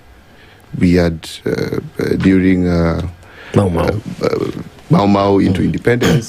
Then now we had the liberation struggle, and then came the Gen Z struggle. But in a way, that was a sectional struggle, not really given a particular gender. But what our problem is as a country right now, it's an economic problem. And I think we should always, moving forward, we should tailor our solutions towards giving this country as an economic-oriented answer. And that is not what really most of our candidates and political class are addressing. Okay? So, and again, is the Mwananchi ready to listen is the Mwananchi ready to listen to you being an economic contender? Or do they just want the money? Finish. Is the Mwananchi ready to tailor his solution to you, appealing to the economic aspect of what is needed for the country? I don't think so. Our people are too excited, to see maybe a politician or something newer so that they join in. That's why it's easier for us as youths to go for a man-to-man, But you need to be compelled or pushed to just go and register for a vote. Why is that? Because of our people are just excited, to do things that literally gives them an uproar. They when it comes to serious things, most of the youths don't show up. Well, Joel, I do agree with you to a point that what we need is an economic revolution. Yes. At the moment we are in. However, as a young person, do you appreciate that the people who manage our economic status, from the executive, the legislature, and everybody, we get to have them in office through casting a ballot, through casting a vote. So when we want the economic revolution, but we are not participating in the electoral cycle, how are we imagining that we can get there? This is why we are saying that it is important now to call out the problems we have as a country. And number one is number one problem is the majority of the population do not want to show up into political processes that matter. They want to show up into, I'm not saying mandamanos don't matter because they're very important. I actually attended all of them and even was short in some. So they're important as well. But they should now need to be convinced that liberation struggle not only happen on the streets. The most important facet and the most important place to do a struggle to change a narrative is through the ballot. But our people, again, because this is a clarion call. You know, my friend here is very quick to respond, but I didn't come here to point fingers. Yes, I just came here. But you may speak your mind. No, I came literally here to educate and to show path, because I don't think our people get this far enough. For example, let me just give a shrewd example. Not shrewd, but a compelling one. We have a government, a government that makes decision on behalf of the citizens. We have, for example, the housing levy. When it was being incepted, the president told us this is a contribution. And this is a contribution that we would pay. And he was asked very specific questions. This contribution, is it a must? He kept meandering with information, and then now they came later and said this is now going to be a levy. It's a tax. And after now saying that, now they say it's tax. Tax is compulsory. And now look at it in this scenario. You're taking my money. my income that I've worked hard for, okay, you're going to build a house on the land that belongs to the republic, the sovereign people of this country. The land doesn't belong to, okay, it belongs to the government, but it is for the people, because the government is the people. Yeah. It's the people who elect the governments to be there. So you take my money and build a house on my land, then you still come and ask me for money to pay so that I can get into that into that same house. So such a very important thing that our people need to understand. Okay, we will have a conversation about tax justice. Yes. But sticking to the electoral cycle and marrying the ideal, yes. Kamau, of the economic revolution, good governance, rule of law, without participating on the ballot. How do we get there? Come on. My brother, I totally agree with you. Totally. We need an economic revolution, we need justice revolution, tax justice, we need all this. But all this is made through the ballot. And the ballot is created through politics. And the politics is created through parties. Parties are created through primaries. Primaries are created through the people. And the people are created through theatrics and through, politics. Persuasion, yes. So, perception. Now, there is a perception here we are not understanding. We want to bring civil education, which is good in our politics, and we want to be so just about this. But that one does not happen. It cannot happen like that, because our constitution, yes, as much as it is allowing us to do the all this to be democratic and everything, there is the politics that plays at hand, and there is that period of politics where you'll come and you'll have to sell a perception that is aligned with what you believe in. Now that is where we are going wrong as the young people, and today is the youth perspective of the elections. We as the young people, we have to align. Lazima tucheze mbwembwe na story hapa ndo tukatie udem aingie box. Akiingia box akiwa ndani, sasa ndo sasa ndo tutaleta story yetu ya economic justice, tax justice. But we have to get in fast. Whatever come, we just need to get in. We want to be leaders. I want to, as much as the young people, kujeni, look for ways, come out. If you don't have money, look for ways of how you're going to allure your people without the money and get elected. You're saying that you have to just hold on, Kamal. You're saying that come what may, regardless, you have to get in somehow. Yes, if you're a good leader, you believe and you can make a change. You have to just need to find a way of getting in. We are looking for people in the majority to coalesce around the idea, and not an individual, to coalesce around the idea in being involved in the fundamental process of leadership, which is voting. Yes. And in order for that to happen, there has to be the registry of a voter. Yes. We are trying to get people to coalesce around that idea. The idea, not even to do it, to, just like Joel is saying, to think first of all that, you know what, guys, this thing that I see, in order for it to be, then I have to do. Yes, that is true. But that doing is not happening. No, that is the problem. But you're saying that by whichever way, get in. How do you get in if one of the fundamental political processes, we can't get people to coalesce around the idea? That's why I'm coming to Ndu, because I'm starting with the leaders first. These leaders who wants these seats, we are the ones who are going to tell the people, please, the young people, our generation. Now, we don't have any other way. Me and you, we relate well because you, man, I understand. And I need your vote. I don't have money. And I'm not like this other guy. But for you to help me, you need to come out and vote. And then now this person, they comes now where they have the choice between them, and the goal is the choice that they have to make. And that is taking the vote. They don't want to vote. They want to vote from bed. I'm sorry, but our generation is lazy. And this is the thing that we're saying. That is the sad part. We cannot have a situation, we can even end this conversation here and put it to bed. That it is not going to be, it is impossible for us to operate in a political dispensation in which we find ourselves today without the fundamental activities and operations that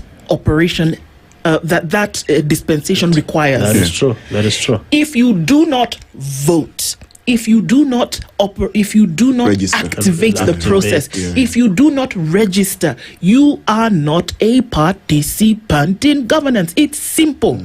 So we can cloud it, we can dress it up, we can put lipstick on it, we can say whatever we want to say, and we can talk about our rights as the youth and we can do this hee-haw all day long.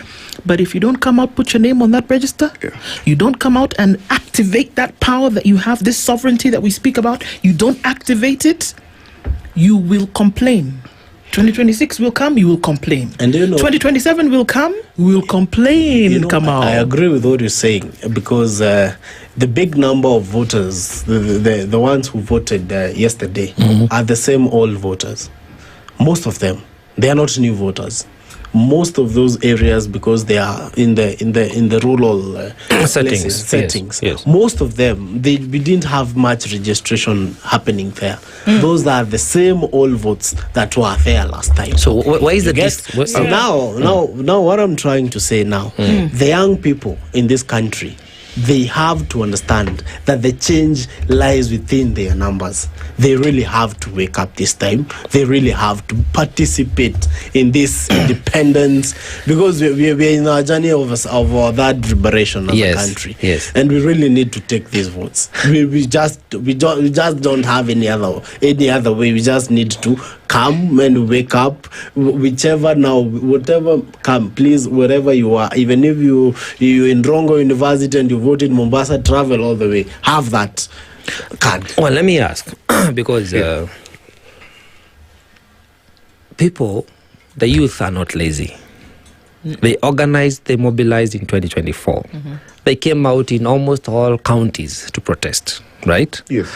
And not just in a day, but it was a series of protestations that we saw and witnessed in millions, and they were focused in large numbers indeed.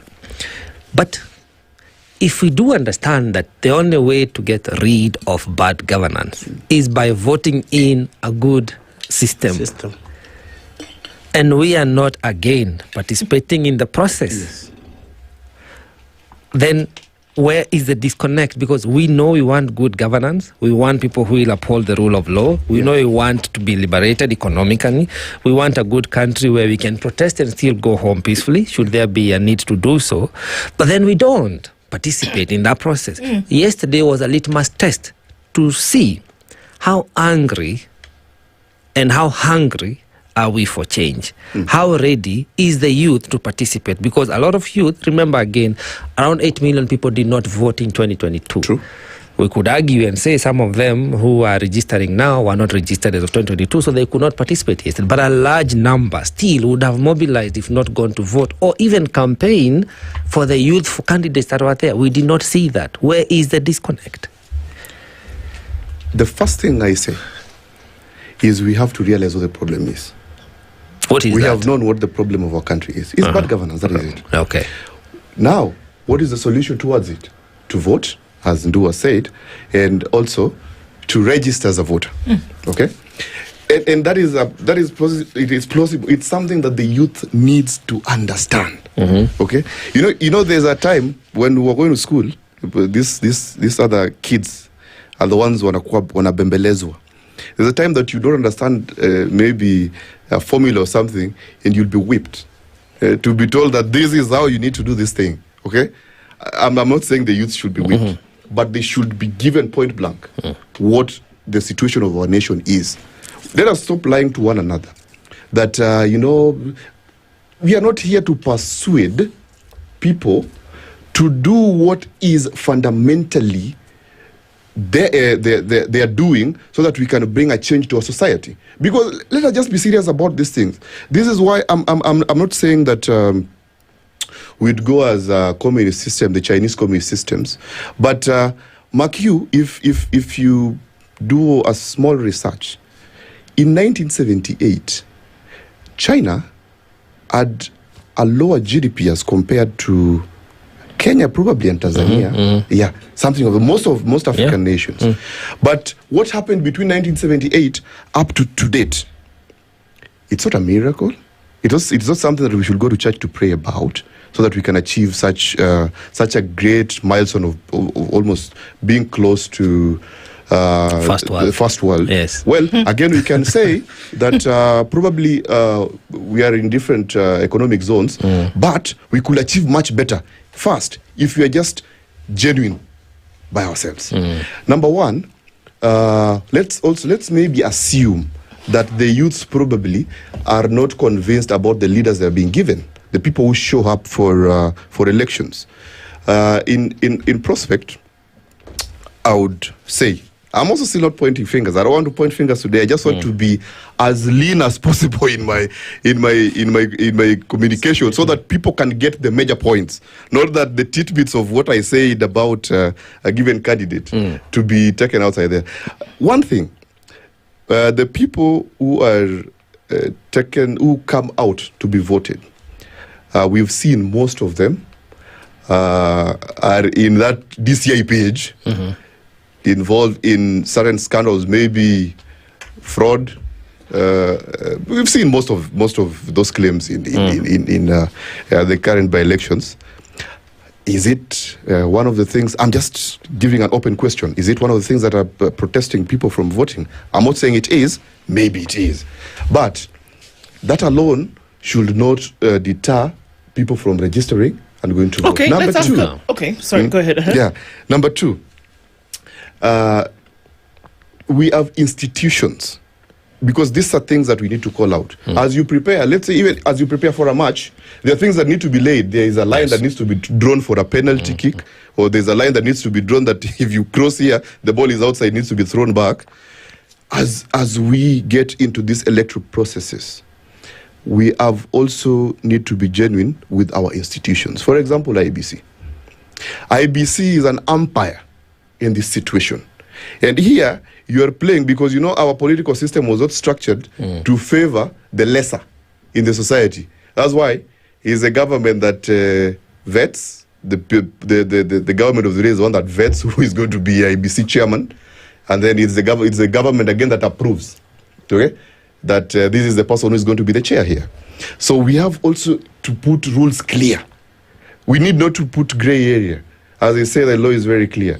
But in this IBC situation, etc., I don't think it's much clearer, because you'd see someone commit a crime as a candidate being involved in violence, putting danger into the lives of people who are coming to vote, or people who are coming to express themselves in these scenarios. Until they get injured, some even die in the process. Then IBC comes and says, we are going to penalize them, and each one of them would pay 1 million shillings. 1 million shillings to a politician is a pocket change. It's like a drop of tea in the ocean. So, and if we have also another very important thing, money into our electoral systems, because we know either way our politics is much based on money, an African problem. But they now need to put a limit. They need to put a cap. If we are sure that we want to develop an ideological political dispensation on ideas, we have to put a cap on what amount of money should be used in. You should have for your campaign, for a campaign as a president, as a governor, and you should also underline it clearly on how you're going to use it and where you get it from. And they should also put a cap that you don't have to use your money, okay, to do that, because you're going to represent the people. Sticking with the money, the financing of the campaign, as we come to you, Kamau. We cannot legislate morality. True. It is a person comes with money, and you're the one who takes the money as a voter, and then you are persuaded enough to vote for them. We could have taught them a good lesson this time round, as of yesterday. One, don't take the money and vote right. Or take the money and don't vote for them, so that the next time they'll be dissuaded from giving the money. But morality is something that we cannot legislate. As much as we can come up with acts and laws, at the end of the day, there is a moral code for you as a voter. You should know why you're going to the ballot, and that when you go to the ballot, you're going to meet the cost of your education, you're going to meet the cost of your food, away from what you're getting today. So those should be the persuading in furtherance of factors, that. right? Sorry for interrupting. It's fine, go ahead. In furtherance of that, using money to give voters to vote for you, that's bribery. It's not morality. It's bribery. It's only that now our laws do not define it to the extent. But bribery is a moral practice. It's a conduct. It's a behavior whereby I want to get something cheaper or through a shortcut. It narrows down to personal values. But it is illegal either way. So something we may need to think about as the youth who are calling for good governance. How do we allow ourselves to participate in the bribery, in the corruption, in the buying of votes? But I want to shift gears and ask something. You wanted to make a comment, Kamau. But my question is this as you make your comment. Could it be that the low turnout and the results we are seeing today from yesterday's by-elections, could it be that the real opposition from the people has not been defined, has not come out together to propel a voice that will bring the change that we desire in this country? Okay, I see where you're going with that, but to come to the moral obligation of each and every Kenyan is, as my brother here is saying, that giving people money, that is voters' bribery, and it is an electoral offense. But as you're saying, people, they can choose either to refuse the money, as we are seeing some are refusing the money, or take the money, pocket, and do not vote. You get what I'm saying? Now, that is for the people, and there are some things you cannot quantify. We cannot quantify morality.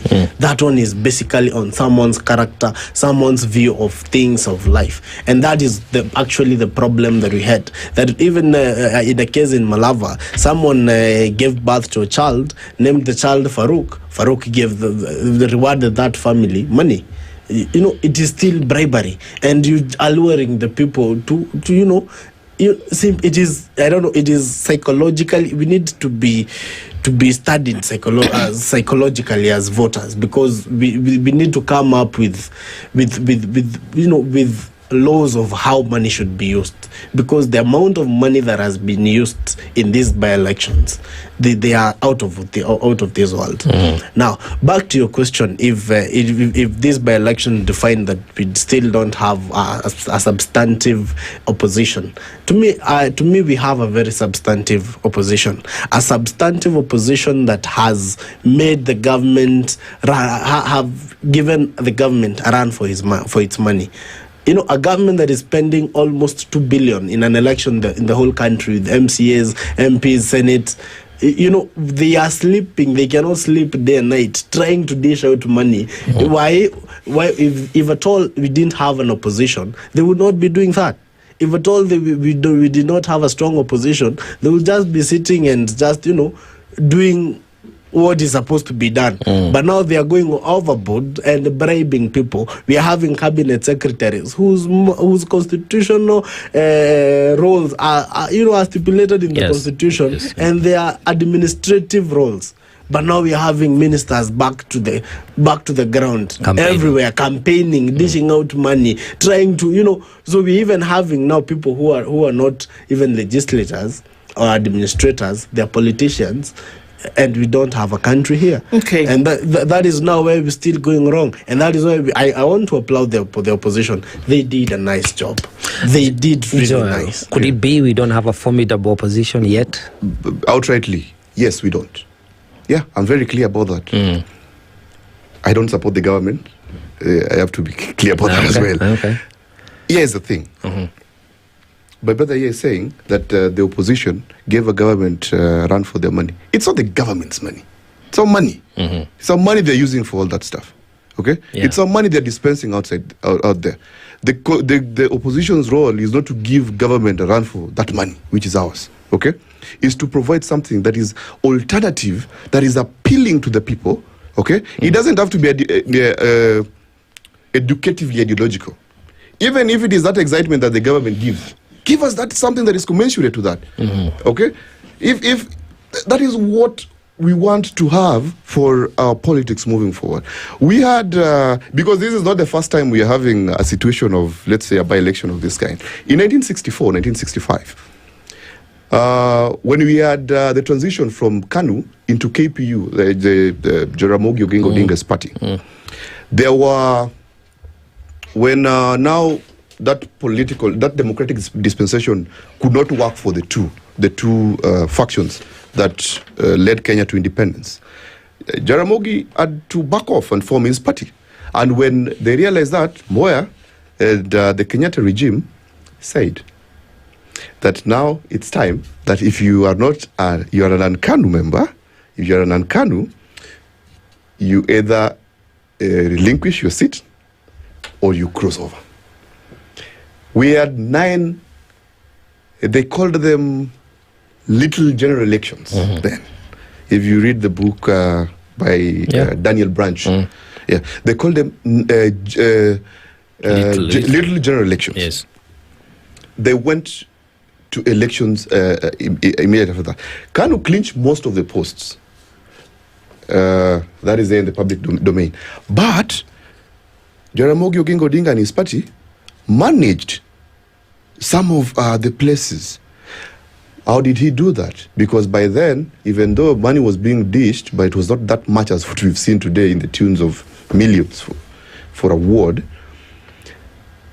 he dispensed to them ideas. Because we had 2 policies then. We had the redistributive policy, where Jaramogi Oginga Odinga faction said that we have suffered as a country. And what we need is all these goods or products that have remained from the British that they've sold to us. They need to be given back to the people. And the other side, they had a capitalistic mind and said, no, we can't give these things back to the people. They have to fight or work harder to get these things. Not putting into context that they had been marginalized at one point and they needed. So they gave them these ideas into context, despite, again, matters of regionalism and tribalistic politics. But again, the idea is what brought those MPs and factions of the Oginga Odinga back to governance. So our opposition, the people who are here today, number one, they should define what they want to bring new and afresh. Don't just come and tell us that I am the change. Change is coming now. What change? Okay. Define for me what change that you are saying that you want to bring. It's also necessary for us to look at the deciders of this operation are the people, and then when they do go to the vote. But then I find myself a bit confused, or maybe unaware, that do people actually know what they want? It was clear, I'm just looking at the protest that took place in 2024, that it was clear that people were out protesting against poor governance. People were out protesting against mismanagement of funds. People were out against protesting against a tax regime that was throttling the people. It was clear what that was. So that resonates in my mind, that people wanted a change of system. People needed a system change through and through. So when we talk about going towards these elections now, do people know what they want and are ready to get it no matter what? Because if you did, you would. And so one would say, if we see in a position where you were given the chance to now say, guys, this is a chance where you can express that desire for change, and it doesn't happen, one would then say maybe you really don't want the change. Is that correct?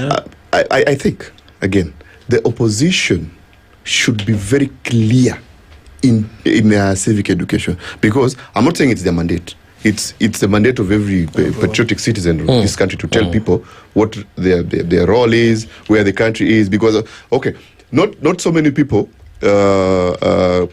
like reading, but there are people who do that. Even before, if you check how the finance bill revolution came about, certain people took it upon themselves. They broke down that finance bill in and out. And then now they started moving into media stations and started putting pamphlets out there to show people that, hey, this is what we are getting into. We are going to lose our lands after 10 years because of this. Then now people became skeptical. That is what is in this thing. And we need to reject it. So, again now, I've said that the people who are out of government are in a lower position as compared to the people in government because of how our political dispensation is structured. So it is the role of the opposition at this point, okay, to bring about that idea to the people that, hey, let us be serious about this thing. No, but do people know what they want? Not just saying, one term. Do people know what they want? Do people know what they want? Because if I know what I want, and I know that in order for me to get that thing, that change that I want, there's something that I have to activate.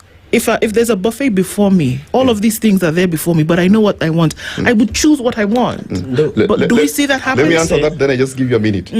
I think people know what they want. But we are not living in a vacuum. If you go outside here and you ask a border guy that what is the problem, or you just start that, hey, Kenya, they'll get into that conversation and tell you, unga iban, unga. They even know the price of unga, and they know the price that unga was then. Okay, so people know what they want. Okay, but people are not pursuing. You know, my brother put it very clear that we are in a political process that needs political persuasion. This could again be brought to them in this way by the government that shida ni unga, wacha nikupe unga 5.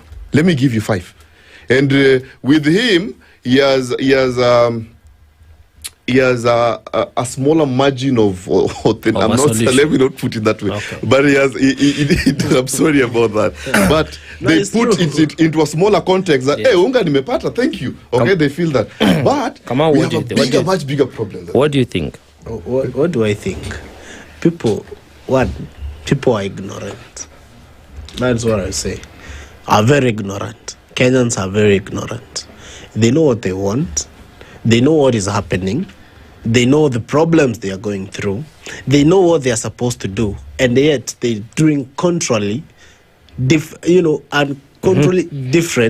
to what is supposed to be done. Now, they know the health system is not working. They know the education system is not working. They know the security system is not working. They know we have an economic crisis in the country. They know we have a tax injustice in the country. But on the contrary, they are not doing what they're supposed to do. They are not taking votes. They are not registering as voters. They are not going to vote in the right manner. So we don't want change then? Now that is the problem. We are ignorant. And even the Bible is so clear with ignorant people. Listen. We want change. We can't say we don't want change. Because yesterday we saw... Let's look at definitions if we're going to use certain words, right? Okay. Ignorance is the absence of knowledge. You've just said that we know what the problem is. So how can you now say that if you know what the problem is, you are now ignorant when it comes to bringing in the solution? How? My point is, and this is what I'm trying to say, we know what we're supposed to do, but we are not doing it. Why? I don't know. No, I think it's context. Listen, why? I don't know. And my brother, he's saying we are persuaded differently. It is because we are. I think I wish you used whatever word you wanted to use. But now look at this. Because I think if there is someone in Kenya who has a big problem, is the Kenyan voter. They know what they're supposed to do, but they don't do. That's why I said we need to study the psychology of a Kenyan voter. Because it's the same person who will go and cry. I'm telling you, maybe 2-3 weeks or 3-4 months into this election, you'll see people going outside there, we voted for you, Siju, you're doing this, you're doing that. We just have fun. So let me ask this, Kamau. And we need people to wake up. People have been woke. Yeah. You have been to the streets. Yes. In millions. People are not woke, Kamanya, because but they were saying they are not doing what it's supposed to be done. So my question is this. People, they highlight the issues. And they say we even know what the solution is. Yeah. Is to suspend this government. That's why they were saying half term. They must go. And however, whichever other formation took. But when you have an opportunity to do the right thing, we don't do it. Today, then, given what happened yesterday, do we all as Kenyans now understand, just like we understand our problem, do we also then understand that regardless of how long we protest, whether we come out every day, whether we come out every finance bill, whether we come out in the remembrance of the fallen comrades, that amounts to nothing. Nothing, totally. It is what CJ was calling hot air. Yeah. If we do not translate it to something actionable. Do we understand that? Let me be very clear this, just for once, this one. We have certain systems that are already in place. Can you answer that question first? Do we understand that what he's just said? This is going to really respond to it very well. We have certain systems in place. We know what the problem is. Everyone does. We know what the solution is. Everyone does. But now the syllabus that we are following doesn't really comprehend the solutions that we know what the answer is. Okay? But the syllabus this country is following does not really comprehend. Now this country is still us. This country is still us, we the people. Yeah. You know, if we had a lot of time, I would have explained this. There's how our nation was created. Mm-hmm. There's how it came about, how we were placed in our different tribal cocoons, how Kenya came about, the companies that became to form a government, all that. Our country, okay, was submolded into tribes. This, we thought, would probably be a blessing, but it has been the greatest curse. Submolded into nation. Tribes by whom? Good question. We have, for example, how the British colonial rule divided our specific nations. No, right? The tribes existed before colonial. The colonialists came. I'm sorry. I need us to because we can go round and round in circles here. But it's very clear that we have all the ingredients. It's right there before us, but we're not making the choice, which is needed in order to activate this process. It's not happening. The question is why? Because in order to find a solution, you need to go and look at the why. So why is that not being done? You get my point? It's only that you've picked a subsect. No, I don't get your point. That's why I'm still asking the question. I need you to answer it. Our country is tribalic in nature. Okay? Our country is not ideological in nature. What would bring you into a political position today is hii lazima leo tupe Mount Kenya milioni 20 juu ni kubwa kushinda coast. Hii Nyanza lazima tupate hii juu tuko katika hii tumekuwa alienated for a long time. But Joel, allow me to interject. We know that is what we want to change. Yes. We may keep allow me to interject. We may keep going round and round and skirting around the problem. You don't want to provide trying to define it in different, but we all know what the problem is. So the question we are trying to answer, and you may not have an answer for this today. I do. But this is a national conversation that we need to have. That ambiguity on what to do and where to come in as a Kenyan is what we need to resolve so that we are as clear on the solution as we are on the problem. Kamau? I'm saying... Yes, please. I'm trying to say, and yes, we really know, but the problem, Ndu, to answer your question, one is the tribal card. Number two, and the most important one, we have a poor nation. And that is what the politicians use. We don't have a poor nation. Poor in terms of money? We don't have a poor nation. We have a poor people. That is what I'm saying. Mm-hmm. We have a poor people. The people make the nation. That's why I'm saying we have a poor nation. The majority of the people in this nation are the poor people. The majority of these people are the ones who are allured because of their states. No, you know what? I will give you this, I'll give you this, I'll give you this. And you're like, okay, I need that. I need it. So you forfeit the greater good for the immediate relief. For the immediate relief. But so you're given food, you're given money, you're given everything. But we don't want to sacrifice the greater good for the immediate relief. Now that is the problem that we are going through today, and that is what we have. We are seeing here all through Joel, money. It's the same thing you said about somebody getting 5 packets of unga and they go vote a certain way. You know, just a temporary relief, immediate gratification, and then we just somehow seem to forget what we are agitating. Exactly. And then as you speak about being tribal, you must know, because that's what I'm saying, we need to eradicate this ambiguity so that we are clear that the people of Malava are one tribe. Yes. But they voted different. Okay, the people of Mbere, they are one tribe. Different clans. Let's not split hairs now. Yes. We were saying that we are a tribal nation. I agree. And there's nothing wrong with that. That's our heritage, it's our culture, we should be proud of it. But now when it comes to voting, the people of Mbere, same tribe, they did not go to sub-clans or sub-families, but they voted differently. They are the same people who are agitating and protesting against this regime as one tribe. But when it comes to voting, what did the Malava people do? What did the Mbere people do? And many other places. So I think this is a conversation we must continue having locally, loudly, and together, so that we can transform our country. And everybody has to be willing, not just to listen and speak, but to also come to the action point so that we can make progress. If not so, all the fallen comrades, their blood will just never go for... It will never be answered for.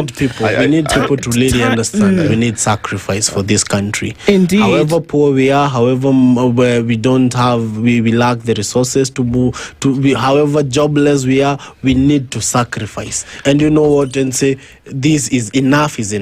We just need to sacrifice just for a bit, and then we'll have a greater good. But not just have a now orgasm and then have a crazy pregnancy all along, and you're not ready for it. Okay, that's an interesting analogy. Time doesn't allow us to go much further. I'll give you 30 seconds to wrap that up, Joel. 30 seconds would be a little, but let me just push it quickly. Or zero. It's important now. Here it is. We have a systemic problem, which is tribalism. Let us tailor our politics, okay, to address what the people want, okay, in a way that excites them, so that when we are there, we develop proper rules so that we can clear out all these problems that we have. Then again, lastly, our politics is so vulgar. I was listening to the deputy president campaigning for someone in Mbere and saying, "Nitakuvua nguo." Such things I think IBC should make clear, and we put rules. There are some things that are too vulgar. Wewe unaambia mwanaume utamvulia nguo. Hiyo ina gani wewe? That is politics. I think that is politics. Get it out. All right, that is politics, and I think it's the nature of politics. Okay, guys, and we need national ethos to protect that. Thank you. So I think that what we'll do is that we'll make sure that we continue these conversations necessary for us to be able to do so, because the discourse is important across the board. Gentlemen, thank you both for being here this morning. Really do appreciate your contribution to this. Joel Oluoch is a lawyer and policy and governance expert. Kamanya is the chair of the National Youth Caucus. Thank you, both of you, for being here this morning and sounding out for us at the end of November. JK, thank you as well. Thank you too. Continue these conversations. Good morning at 10:02. Have a wonderful weekend. Goodbye. The latest news from around the world. 94.4 Spice FM.